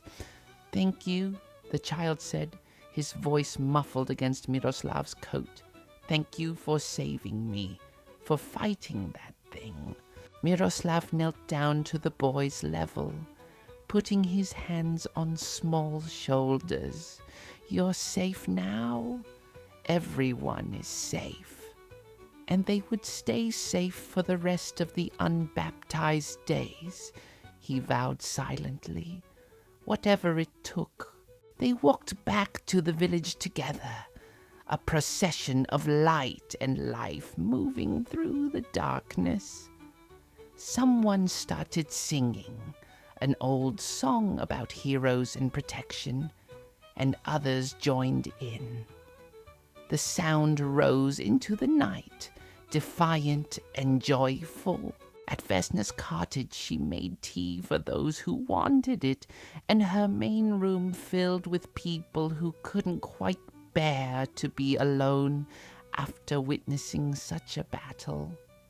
They talked and laughed with the slightly hysterical relief of those who had looked death in the face and survived.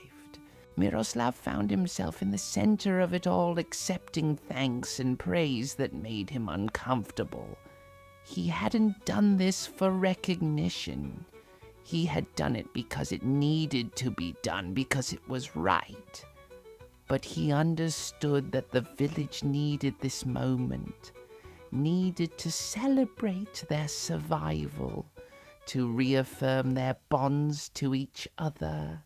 It was late when the last visitors finally left, leaving Miroslav and Vesna alone in her cottage.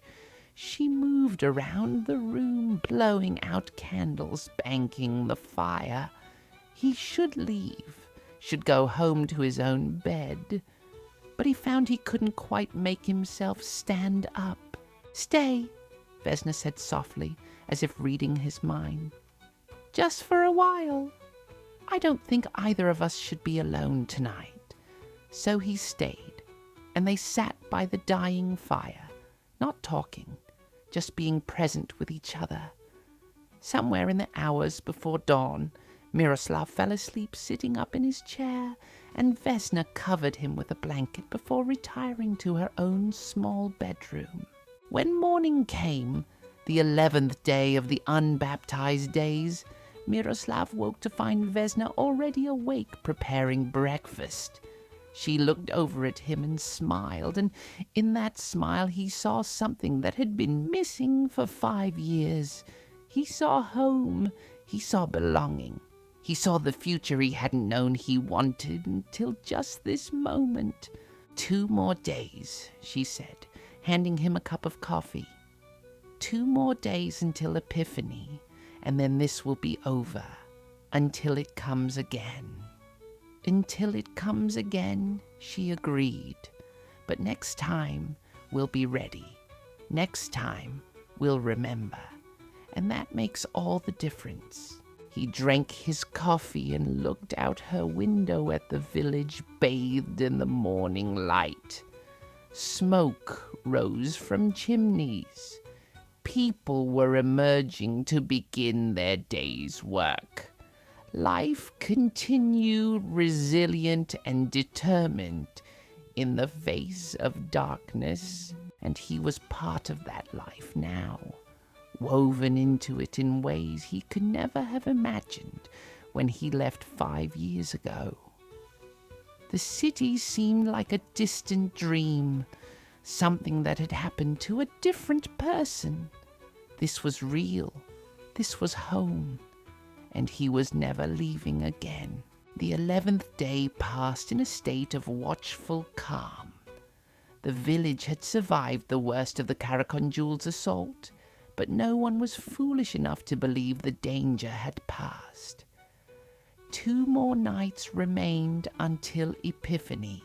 2 more nights when the barrier was thin. and creatures could cross from the spirit world into the physical.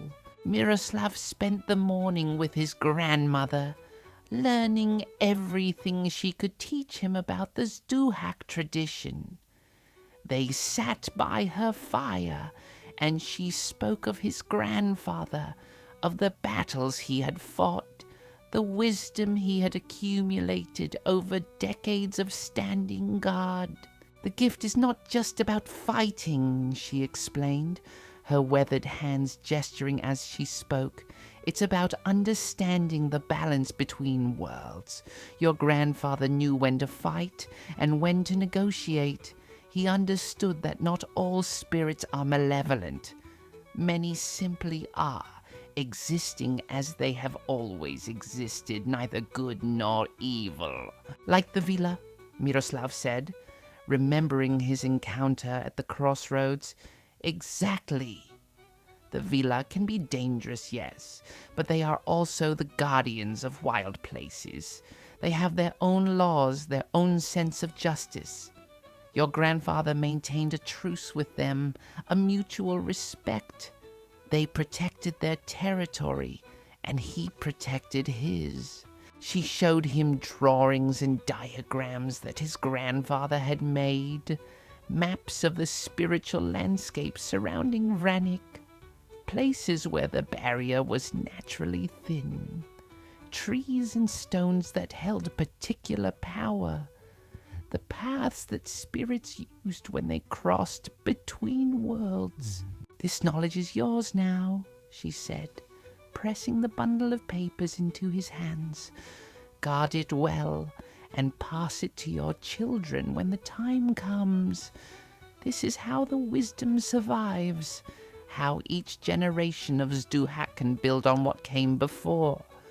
What if I don't have children? What if the line ends with me? His grandmother fixed him with a knowing look. You will have children, Miro. I've seen the way you look at Vesna and the way she looks at you. The old wounds are healing. The future is waiting.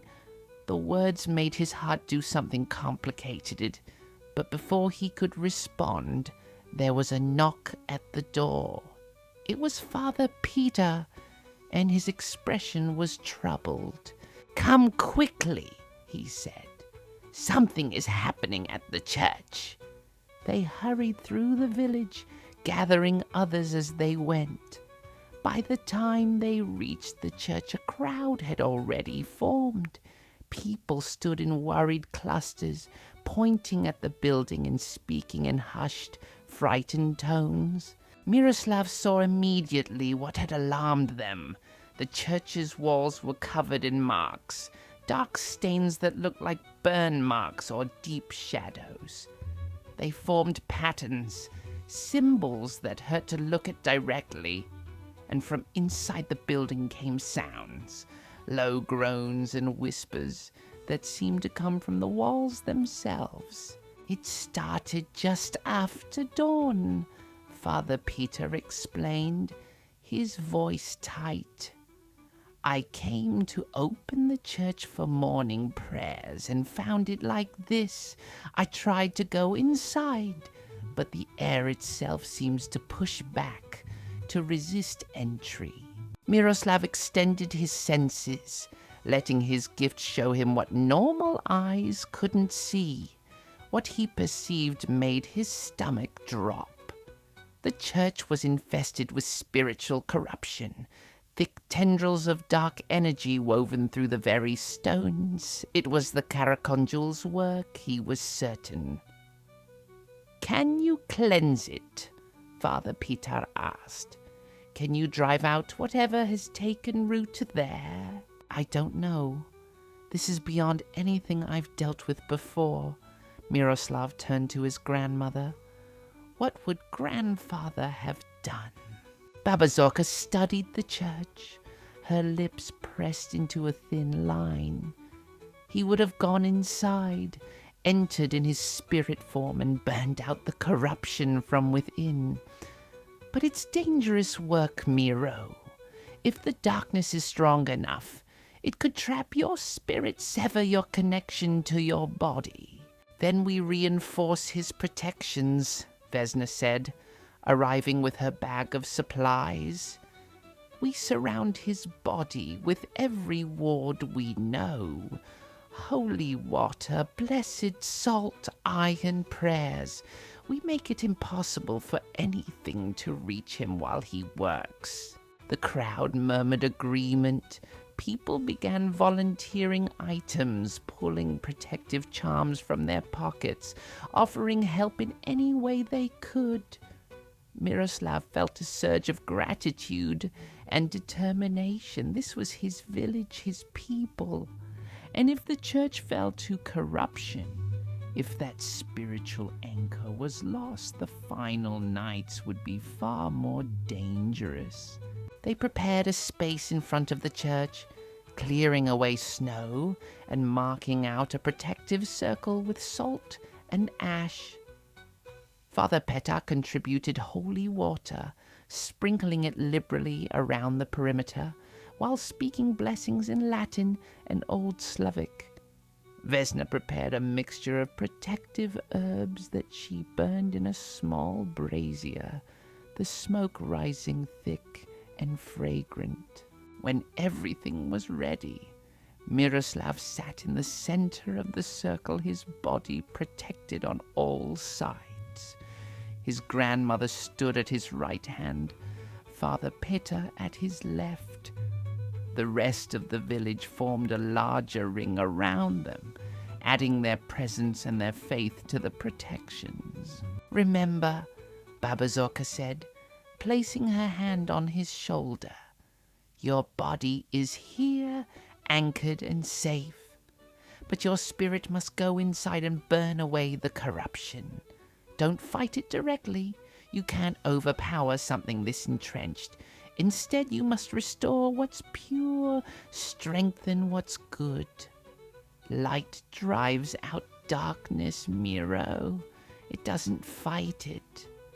He closed his eyes and let go. The separation was easier now, almost natural. His consciousness slipped free of his flesh like water flowing downhill, following the path of least resistance. He rose above his seated body, connected by that silver cord that pulsed with life and energy. The church looked different from this perspective. In the physical world, it was stone and timber, solid and real. But in the spirit realm, it was a web of energy and intention, built from centuries of prayer and faith. And that web was being eaten away by the corruption. Dark tendrils consuming the bright threads one by one. Miroslav entered through the wall, passing through solid matter, as if it were mist. Inside, the corruption was worse than he'd imagined. It coated everything, thick and oily, pulsing with malevolent intelligence. The air, if it could be called that in this realm, was heavy with whispers. Voices speaking in languages he didn't know, promising things he didn't want to hear. He forced himself to move deeper into the church, toward the altar where the corruption seemed thickest. Every step was an effort, like wading through deep mud. The whispers grew louder, more insistent. They told him he was weak, that he would fail, that everyone he loved would die because of his inadequacy. Light drives out darkness, he reminded himself, repeating his grandmother's words like a prayer. Don't fight it. Restore what's pure. He thought about what the church represented. Centuries of faith, of people gathering to pray and hope and celebrate life's passages. Baptisms and weddings and funerals, festivals and holy days, the accumulated devotion of generations. That was the light he needed to restore.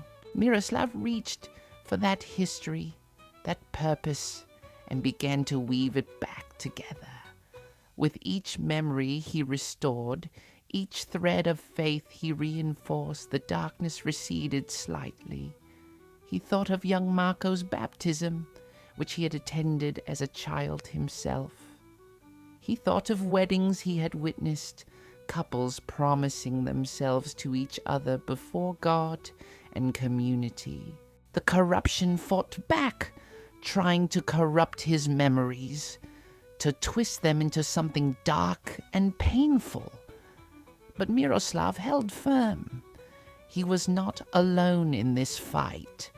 Outside, he could feel the village supporting him, their prayers and faith feeding him strength. Slowly, painfully, he pushed back the darkness.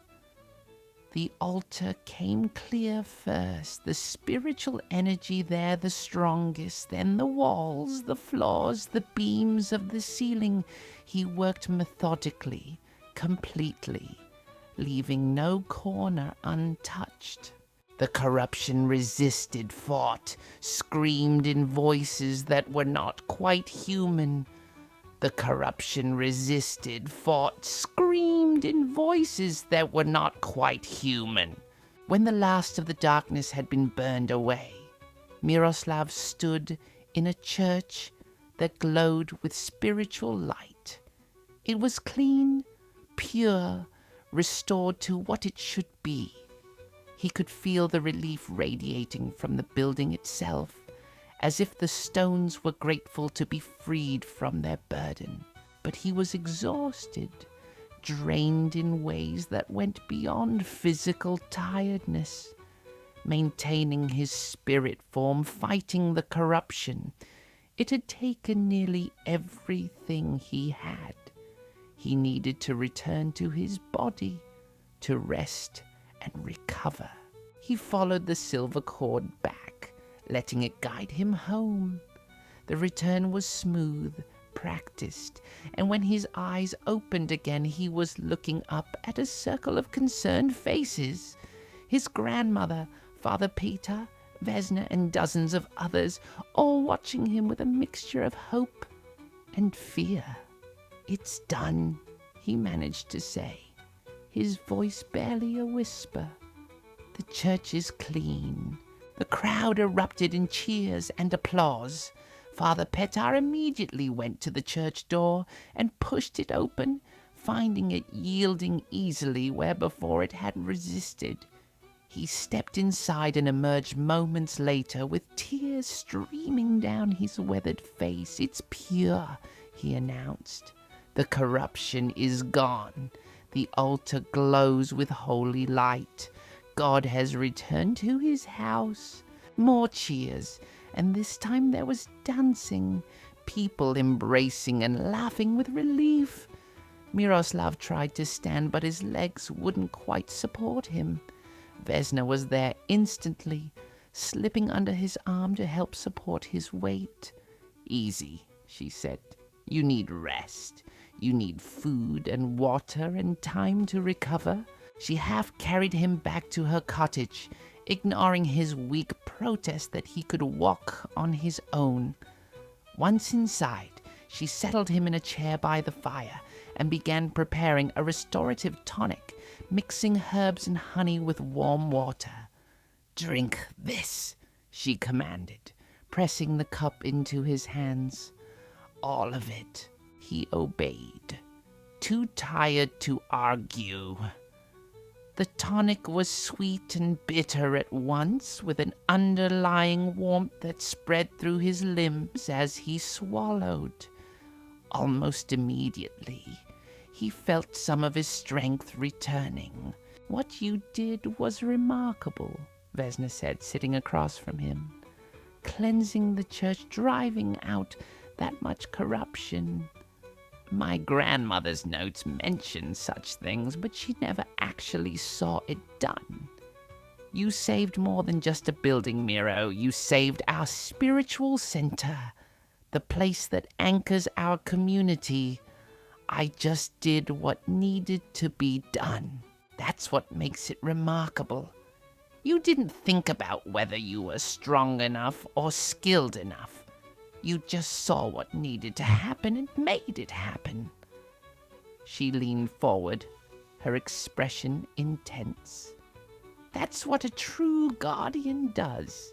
Not because they're fearless or perfect, but because they see what needs to be done and they do it."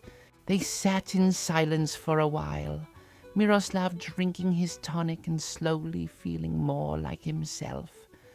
Outside, he could hear the village celebrating, the sound of voices raised in song and laughter. It was a sound of life, of resilience, of a community that refused to be broken. "One more night," Vesna said quietly. "One more night until Epiphany, and then the barrier is restored. Can you make it, Miro? Do you have enough strength left?" "I'll make it," he said with more confidence than he felt. "I have to." She reached across and took his hand, her grip warm and strong. "You won't face it alone. Whatever comes tonight, we face it together, all of us." He squeezed her hand, grateful beyond words for her presence, her strength, her unwavering support. When he had left Vranik 5 years ago, he had been running from a life that felt too small, too limited. Now he understood that he had been running from the very things that gave life meaning. Community, connection, purpose, love. "Tell me something," he said. "If I had stayed 5 years ago, if I had never left, would things have been different between us?" Vesna was quiet for a long moment, her eyes distant. "I don't know. Maybe. We were so young then, Miro. We thought we knew what we wanted, but we didn't really understand ourselves yet. Your leaving hurt, yes, but maybe we both needed that time. You needed to see the world beyond these mountains, and I needed to become who I am now, the healer, the keeper of wisdom. And now, she said, meeting his eyes directly, now, we're not children anymore. We've both grown, changed, learned who we are and what matters to us, and I think," she paused, seeming to gather courage, "I think we have a chance to build something real, something lasting. If you want that." "I want that," Miroslav said without hesitation. "More than I've wanted anything in a long time." She smiled, and it transformed her face, making her luminous. "Then we'll build it, but first we survive tonight. We get through Epiphany, and then we can think about the future." Miroslav spent the rest of the afternoon resting, rebuilding his strength for the night ahead. His grandmother brought him food, thick stew and fresh bread, and sat with him while he ate. She told him more stories about his grandfather, sharing memories she had kept close for years. He was terrified before the big battles, she said. Absolutely terrified. He would pace the house, unable to sit still, checking and rechecking his preparations. But when the moment came, when he had to act, all that fear would fall away. He would become perfectly calm, perfectly focused. That's the mark of true courage, Miro. Did he ever regret taking on the duty? Only once, and I told you about that. When he lost your father.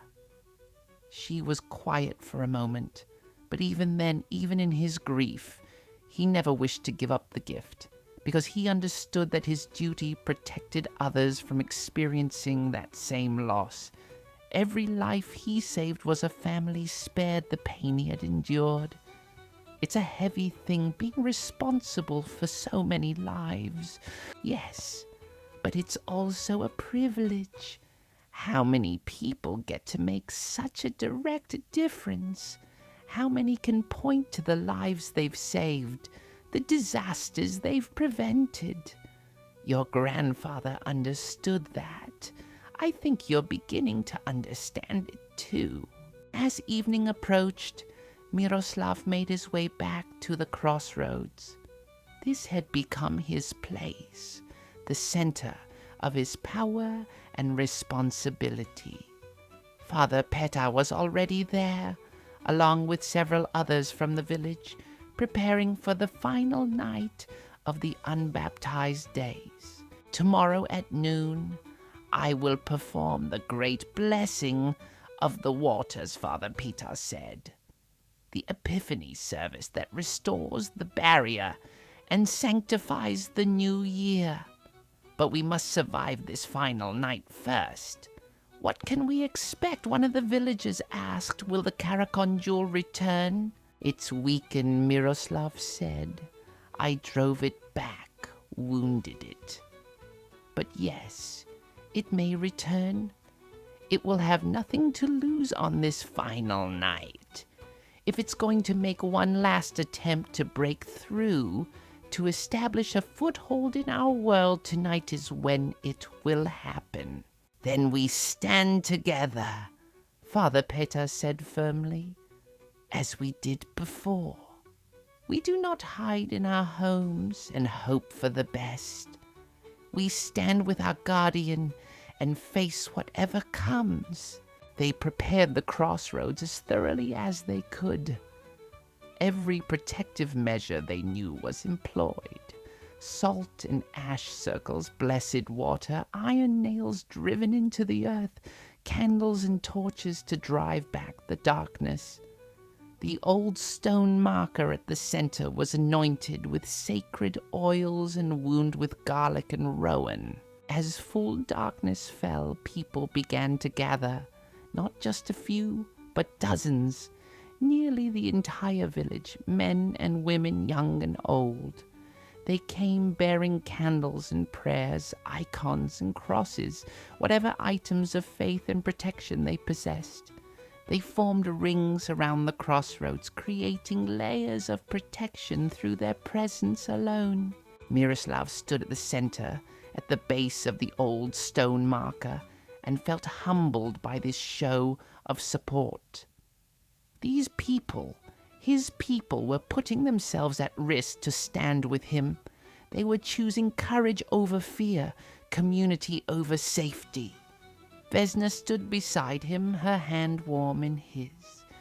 Whatever comes, she said quietly, we face it together. Whatever comes, he agreed. The night deepened, and with it came the cold. But the gathered villagers held their ground, stamping their feet and blowing on their hands, keeping their vigil. They sang hymns and old songs. They told stories to keep spirits up. They reminded each other why they were there and what they were protecting. Midnight approached, the darkest hour, when the barrier between worlds was thinnest. Miroslav felt it coming, felt the pressure building like a storm about to break. His gift was fully active now, showing him both the physical and spiritual realms at once. And in the spirit realm he could see them gathering. They're coming, he said. And the word spread through the crowd, voices calling out warnings, people drawing closer together. From the forest emerged not just the Karakondjul, but others. Vila with their dangerous beauty, spirits of storm and shadow, things that had no names in human language. They had gathered for one final assault, one last attempt to break through, before Epiphany restored the barrier and sealed them away for another season. The Karakondjul stepped forward, still weakened but desperate now, its red eyes burning with hatred. You can't hold, it said, its voice carrying across the distance. Too many of us, too few of you. Tonight, we claim this territory. Tonight, we break the old truce. Miroslav stepped forward to meet it, leaving the protection of the gathered villagers. Vesna tried to hold him back, but he gently freed himself from her grip. "You will not pass," he said, his voice carrying power drawn from his ancestors, from the land itself, from the accumulated faith of everyone standing behind him. "This is my territory, these are my people, and I will stand against you until the sun rises and drives you back into darkness." The Karakondjul laughed, but it was a hollow sound, lacking the confidence it had held before. "Then die, little guardian. Die like all the others who thought they could stand against the tide of darkness." It charged, and behind it came the others. But Miroslav was ready. He let his spirit separate fully from his body, his consciousness splitting to fight on both planes at once, and he was not alone. Father Petar's prayers rang out, sanctifying the ground. The villagers' voices rose in song, old hymns that carried the power of centuries of faith. And there, standing with him in the spirit realm, he felt them. And there, standing with him in the spirit realm, he felt them. The battle was joined, and it was glorious and terrible, a clash of light and darkness, faith and fear, hope and despair. And Miroslav fought with everything he had, knowing that this was the moment, the test, the defining point of his life as a guardian. The night was long, but dawn would come. It always did. The first wave hit like a winter storm, sudden and overwhelming. Spirits poured from the forest, drawn by the Karakondjul's desperate fury and the promise of one final chance to break through into the physical world. They came in forms that hurt to perceive, things that existed between states, neither fully solid nor completely ethereal. Miroslav met them at the boundary of the crossroads, his spirit form blazing with silver light. He had fully embraced what he was now, accepting the gift without reservation or doubt. The sword in his spirit hands felt as real as any blade he had forged in the smithy, and it cut through shadow and malice with equal precision. But there were so many. For every spirit he drove back, two more seemed to take its place. They pressed against the protections around the crossroads, testing every ward, every blessing, looking for the smallest weakness to exploit. Behind him, the villagers held their ground. Father Petar's voice rose above the chaos, speaking the ancient prayers of Epiphany, even though the sun had not yet risen. The words had power. Miroslav could see it in the spirit realm, threads of golden light weaving through the air, reinforcing the barriers between worlds. Vesna stood at the forefront of the gathered villagers, and she was not idle. She had learned from her grandmother's journals, and she threw vial after vial of blessed mixtures at the advancing spirits. Where the liquid struck, the creatures recoiled, their forms burning and smoking. Where the liquid struck, the creatures recoiled, their forms burning and smoking. Baba Zorka moved through the crowd, touching people, speaking words of encouragement and power. She had lived through this before, had stood beside Alexander during similar battles. Her presence steadied those who were afraid, reminded them that this too could be survived. The Karakondjul hung back from the main assault, watching, calculating. It was wounded and weakened, but it was also ancient and cunning. It was waiting for something, Miroslav realized. Waiting for him to exhaust himself fighting the lesser spirits, to drain his power, battling the chaff while it conserved its strength for one final strike. He couldn't let that happen. He needed to end this quickly, decisively, before his strength gave out. Miroslav pushed forward, abandoning pure defense for aggressive offense. He cut through the ranks of lesser spirits with brutal efficiency, his sword leaving trails of silver fire in the air. The spirits that did not flee dissipated into nothing, their forms unable to maintain cohesion against the concentrated will of a Stuhak in his full power.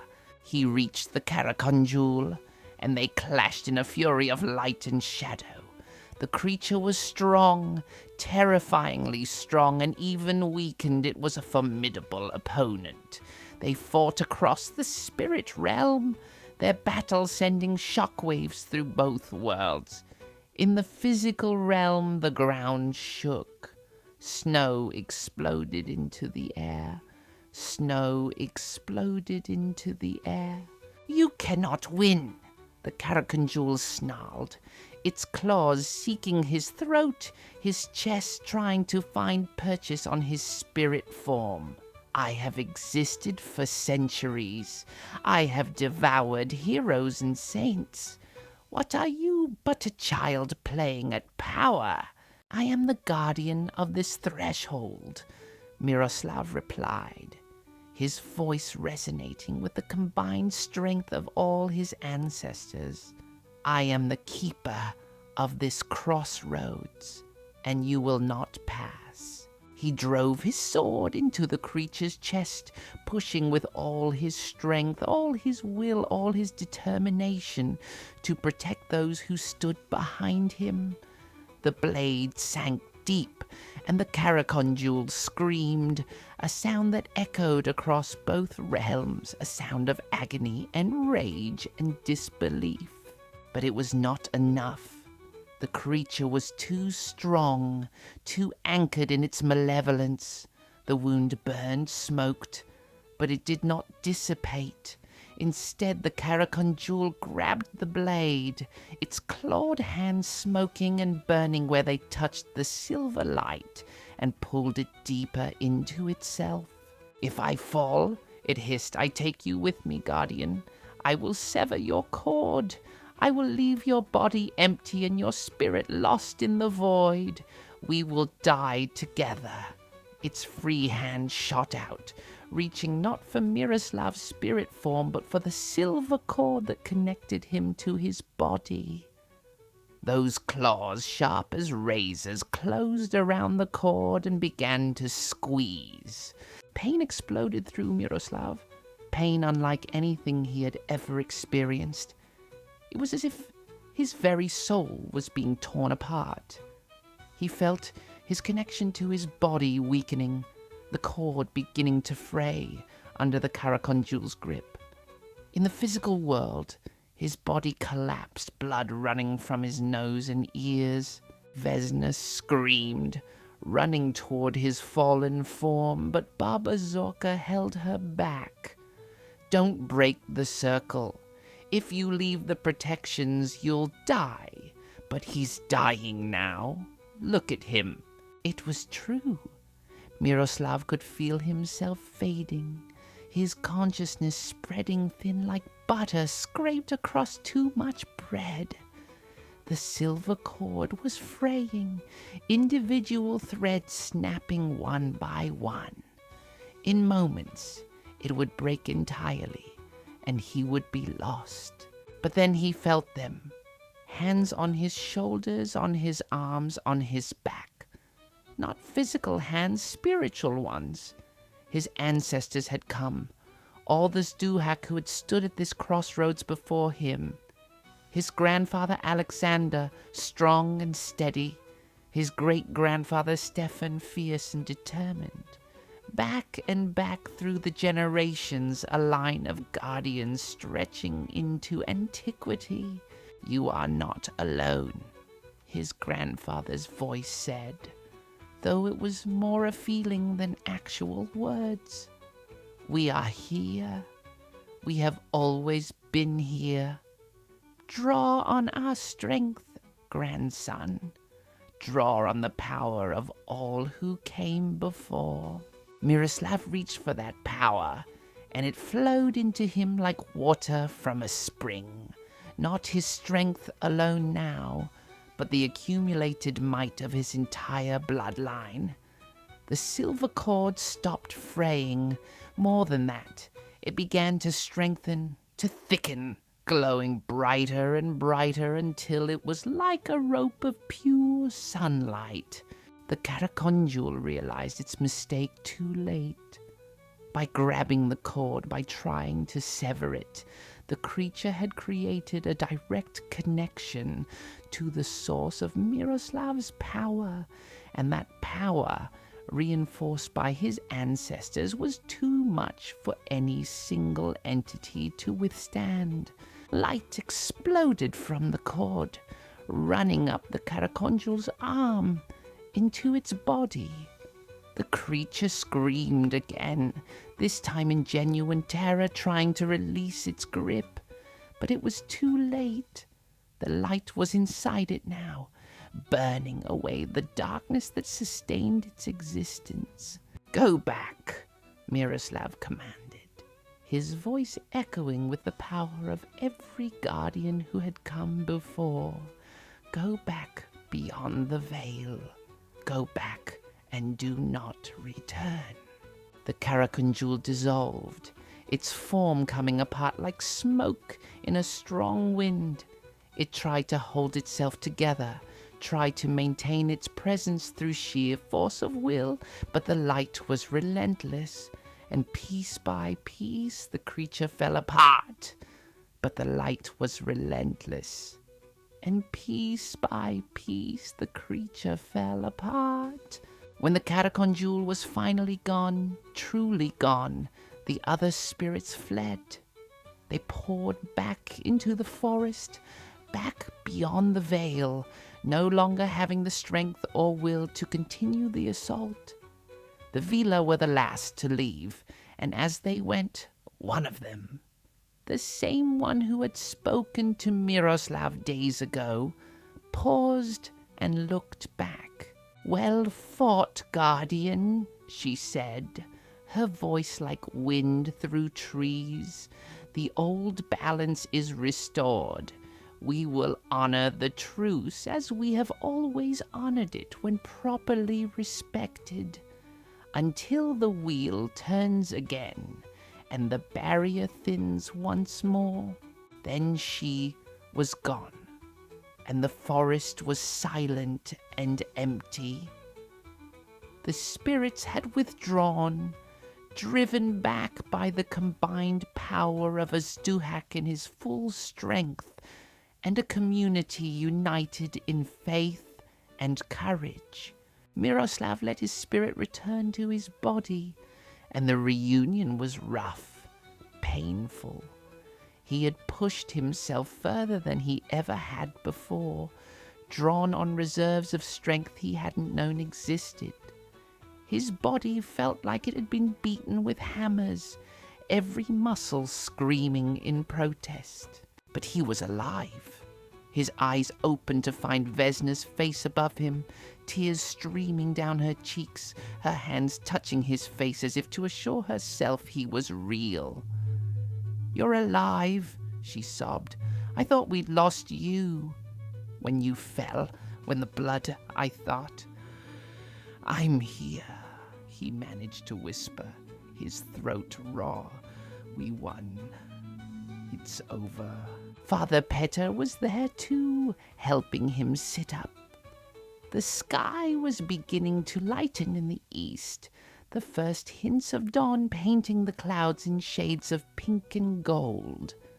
Around them, the villagers stood in stunned silence, hardly daring to believe that the battle was truly over. "The sun is rising," Father Petar said, his voice filled with wonder. we made it through the night. We survived. As the first rays of sunlight touched the crossroads, something shifted in the air. Miroslav felt it even in his exhausted state. The barrier between worlds was strengthening again, the natural cycle reasserting itself with the coming of Epiphany morning. The unbaptized days were ending, and with them, the time when spirits could freely walk in the physical world. The villagers began to cheer, quietly at first, then louder, voices rising in joy and relief. They had stood against the darkness and won. They had protected their homes, their families, their way of life, and they had done it together, not just trusting in their guardian, but standing with him. Darko came forward and offered Miroslav his hand, pulling him to his feet. "You saved us all," he said simply. "Your grandfather would be proud."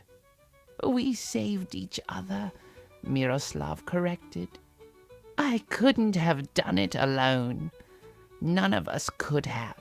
Baba Zorka pushed through the crowd and embraced him fiercely, her small frame shaking with emotion. "You've become what you were meant to be," she whispered. "You've accepted the gift, embraced the duty. You are Zduhatch in truth now, in deed as well as blood." The walk back to the village was slow.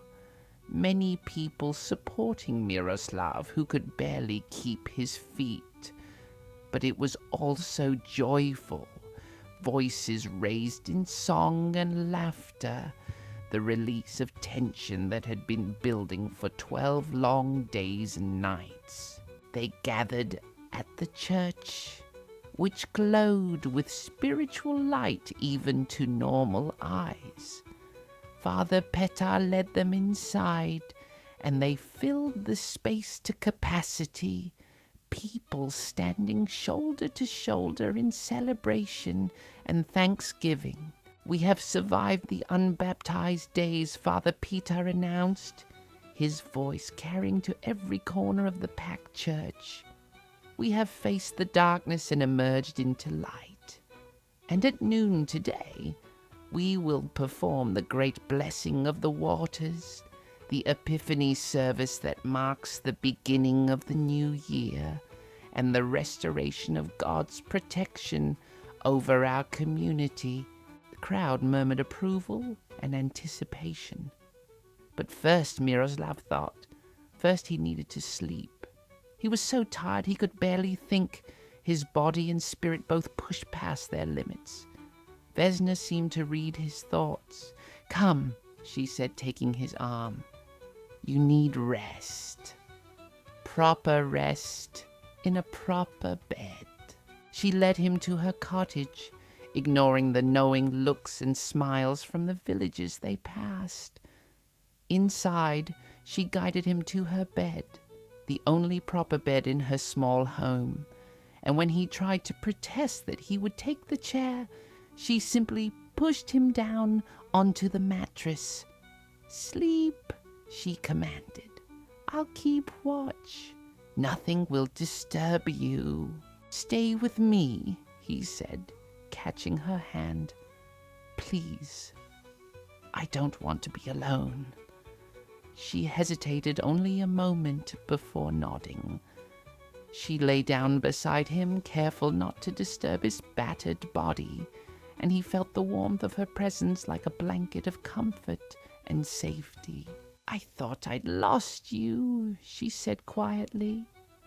"When the Karakondjul grabbed your cord when you fell, I thought you were going to die, and I would never get to tell me what? That I love you. That I've loved you since we were children, even when I was angry at you for leaving. That watching you these past days, seeing you grow into your power and accept your duty, has made me fall in love with you all over again. Miroslav turned his head to look at her, ignoring the protest from his aching muscles. I love you too.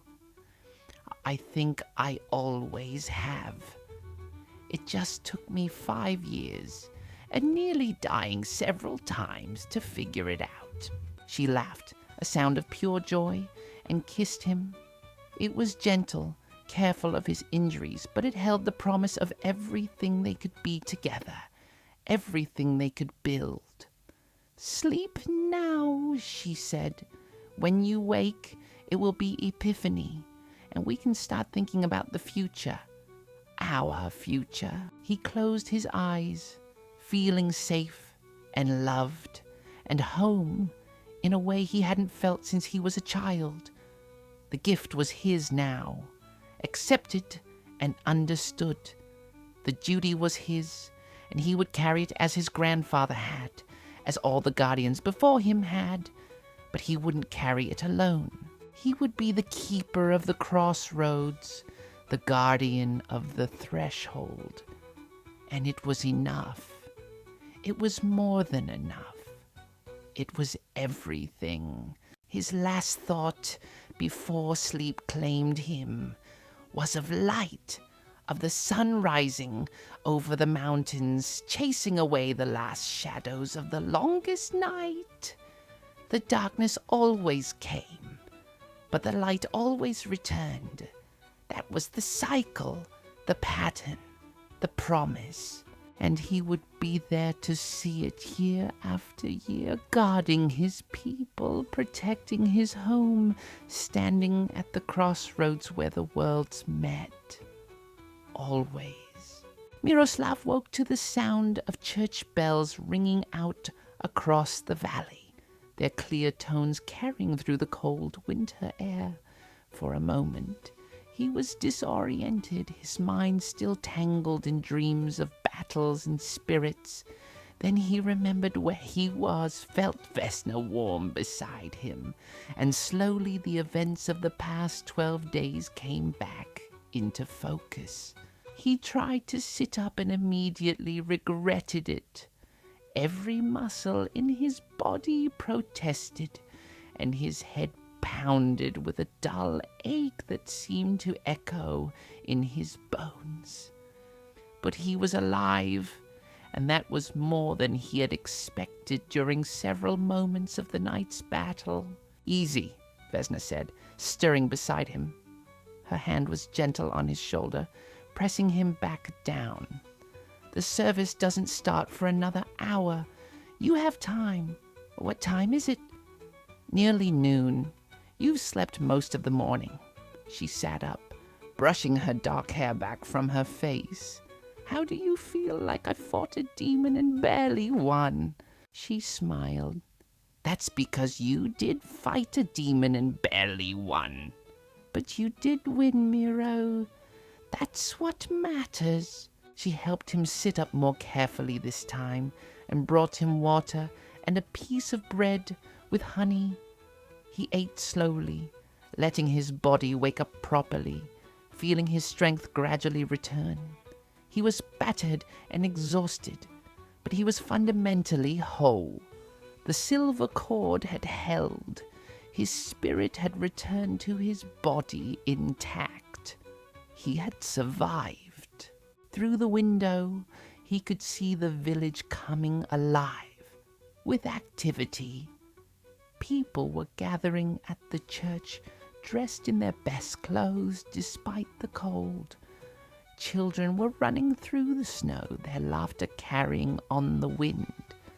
Children were running through the snow, their laughter carrying on the wind. We should get ready, Vesna said. Father Peter will be expecting you at the service. You're part of this now, Miro.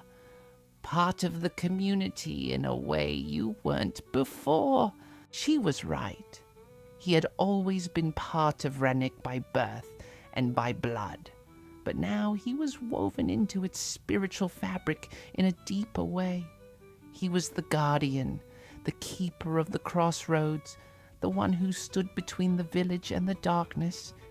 It was a role that came with responsibilities, but also with a sense of belonging he had never quite felt before. Vesna helped him wash and dress, her touch careful and tender when she encountered the bruises that covered his body. They were spectacular bruises, purple and black and yellow, maps of the night's violence painted on his skin. But they would heal. Everything would heal, given time. When they stepped outside, the sun was high and bright, turning the snow to diamonds. The air was crisp and clean, and Miroslav took a deep breath, filling his lungs with it. It felt good to be alive, to feel the sun on his face and the cold bite of winter air. They walked to the church together, and people called out greetings as they passed. There was something different in the way the villagers looked at him now. Not fear, not awe, but a kind of deep respect and gratitude. He had proven himself, had shown that he was worthy of his grandfather's legacy. Father Peter was waiting at the church entrance dressed in his finest vestments. The old priest's face split into a wide smile when he saw Miroslav. There he is, the hero of the hour. Come, come. We have a place of honor for you at the service. I'm no hero, Miroslav protested. I just did what needed to be done. That's what makes you a hero, my boy. The ones who seek glory rarely deserve it, but the ones who simply do what's right, who stand up when standing up is needed. They're the true heroes. The church was packed, every available space filled with people. Someone had worked through the morning to clean away the last physical traces of the corruption, and now the building gleamed. Sunlight streamed through the windows, making the icons glow. The air was thick with incense and the smell of candle wax. Baba Zorka was there, of course, seated in a place of honor near the front. She smiled when she saw Miroslav, and the pride in her eyes made his throat tight.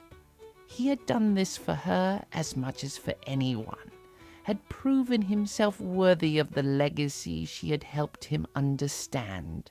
The service was beautiful, conducted partly in Slavonic and partly in the common language so everyone could understand. Father Peter spoke about the meaning of Epiphany, about Christ's baptism in the Jordan, about the blessing of the waters and the renewal of faith. When the time came for the great blessing of the waters, everyone processed outside to the village well.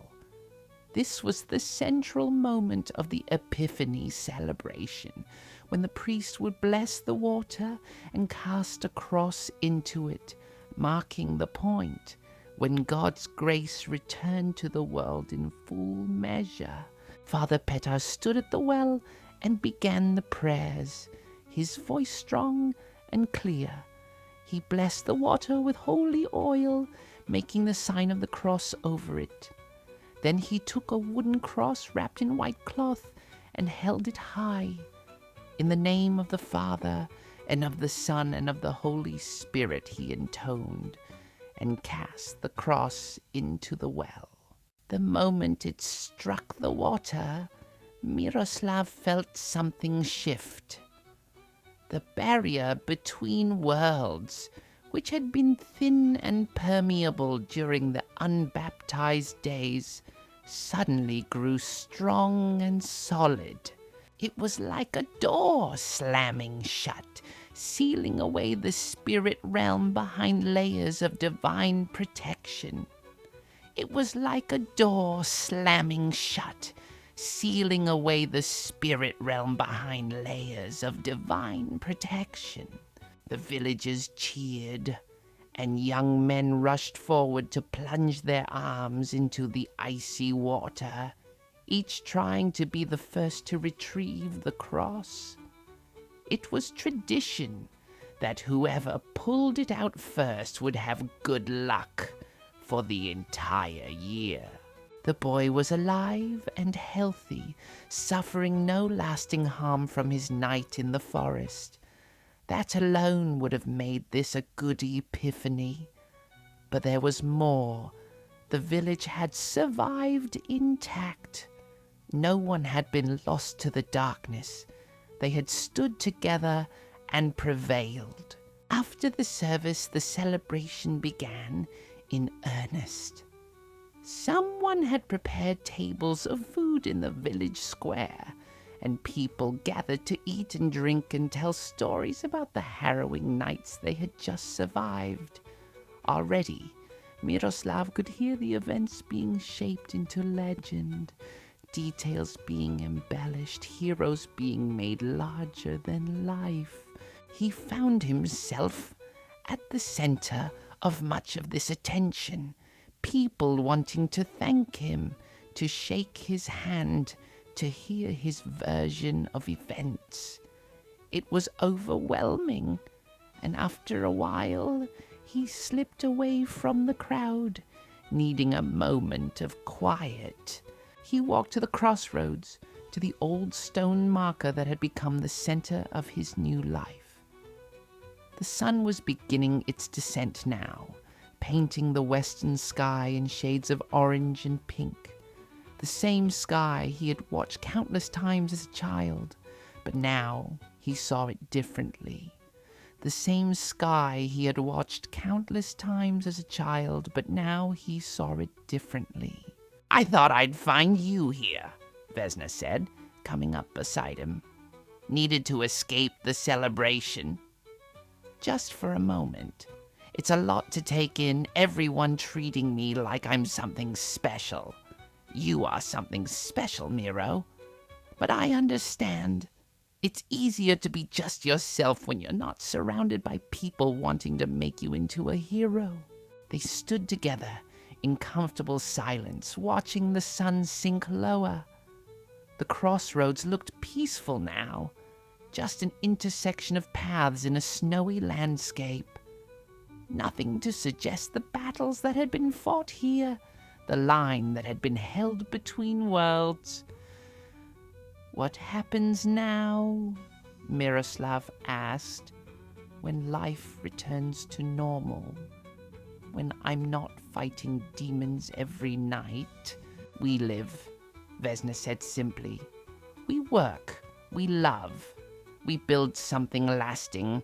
You'll set up your smithy, make tools and horseshoes and all the things a village needs. I'll continue my healing work. We'll raise children who will carry on the traditions, who will remember the old ways even as they embrace the new." "Children," Miroslav repeated, the word both thrilling and terrifying. "You think we'll have children? I hope so." She turned to face him fully. "Unless you have other plans, unless the city still calls to you. The city feels like it belongs to someone else's life now, like a story I heard once but didn't live.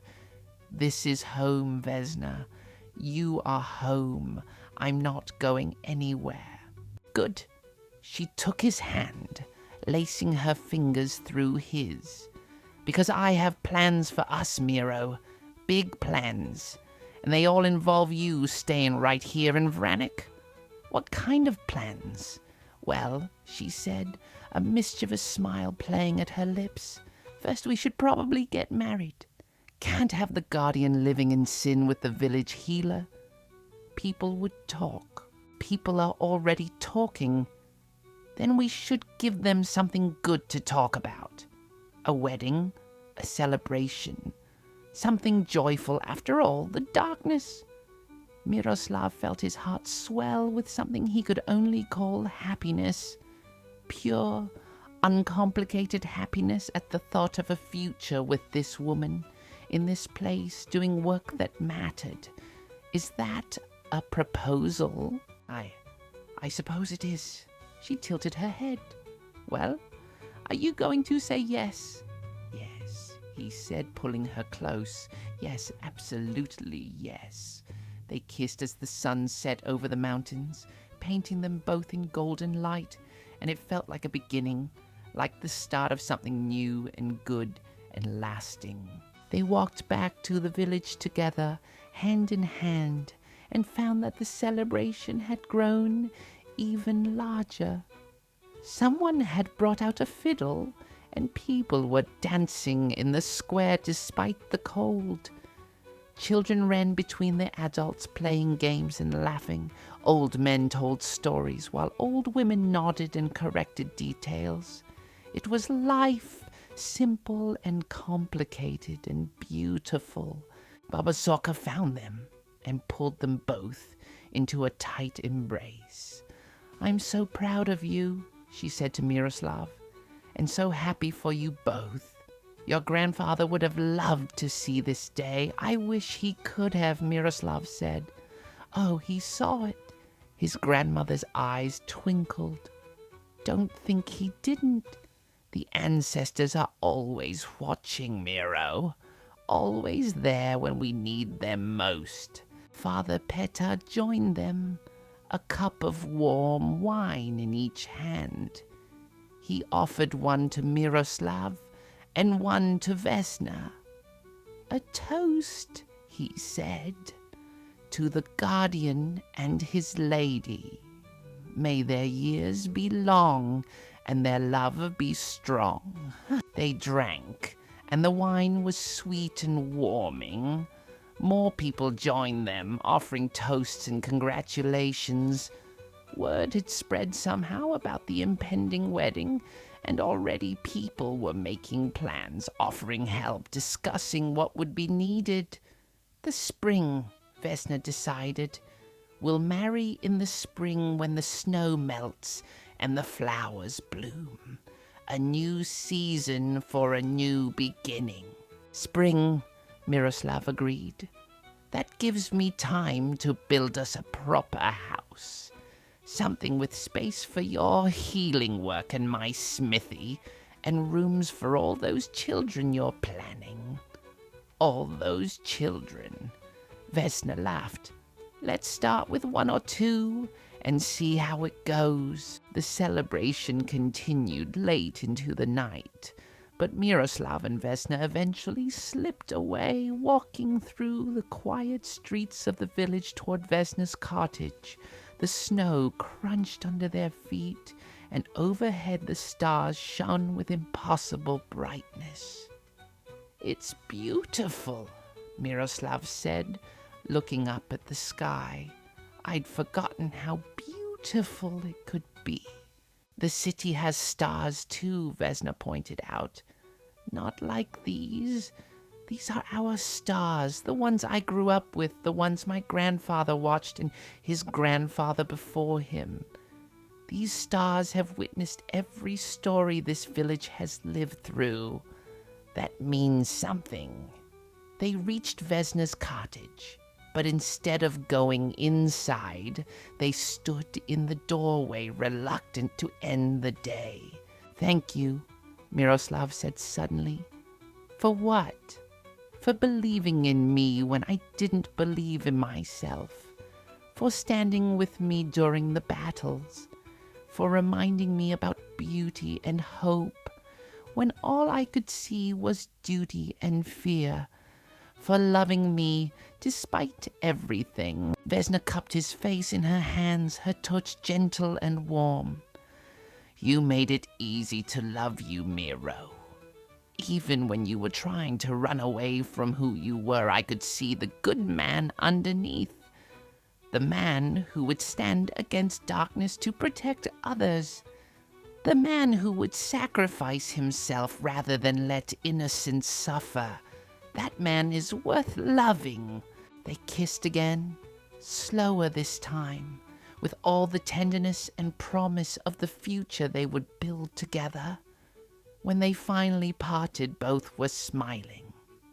"Come inside," Vesna said. "It's cold out here, and you need more rest. Tomorrow you can start planning your smithy and thinking about where to build our house. But just rest and be grateful we're alive." They went inside, and Vesna banked the fire while Miroslav removed his boots and heavy coat. The cottage was warm and cozy, filled with the familiar scents of herbs and healing.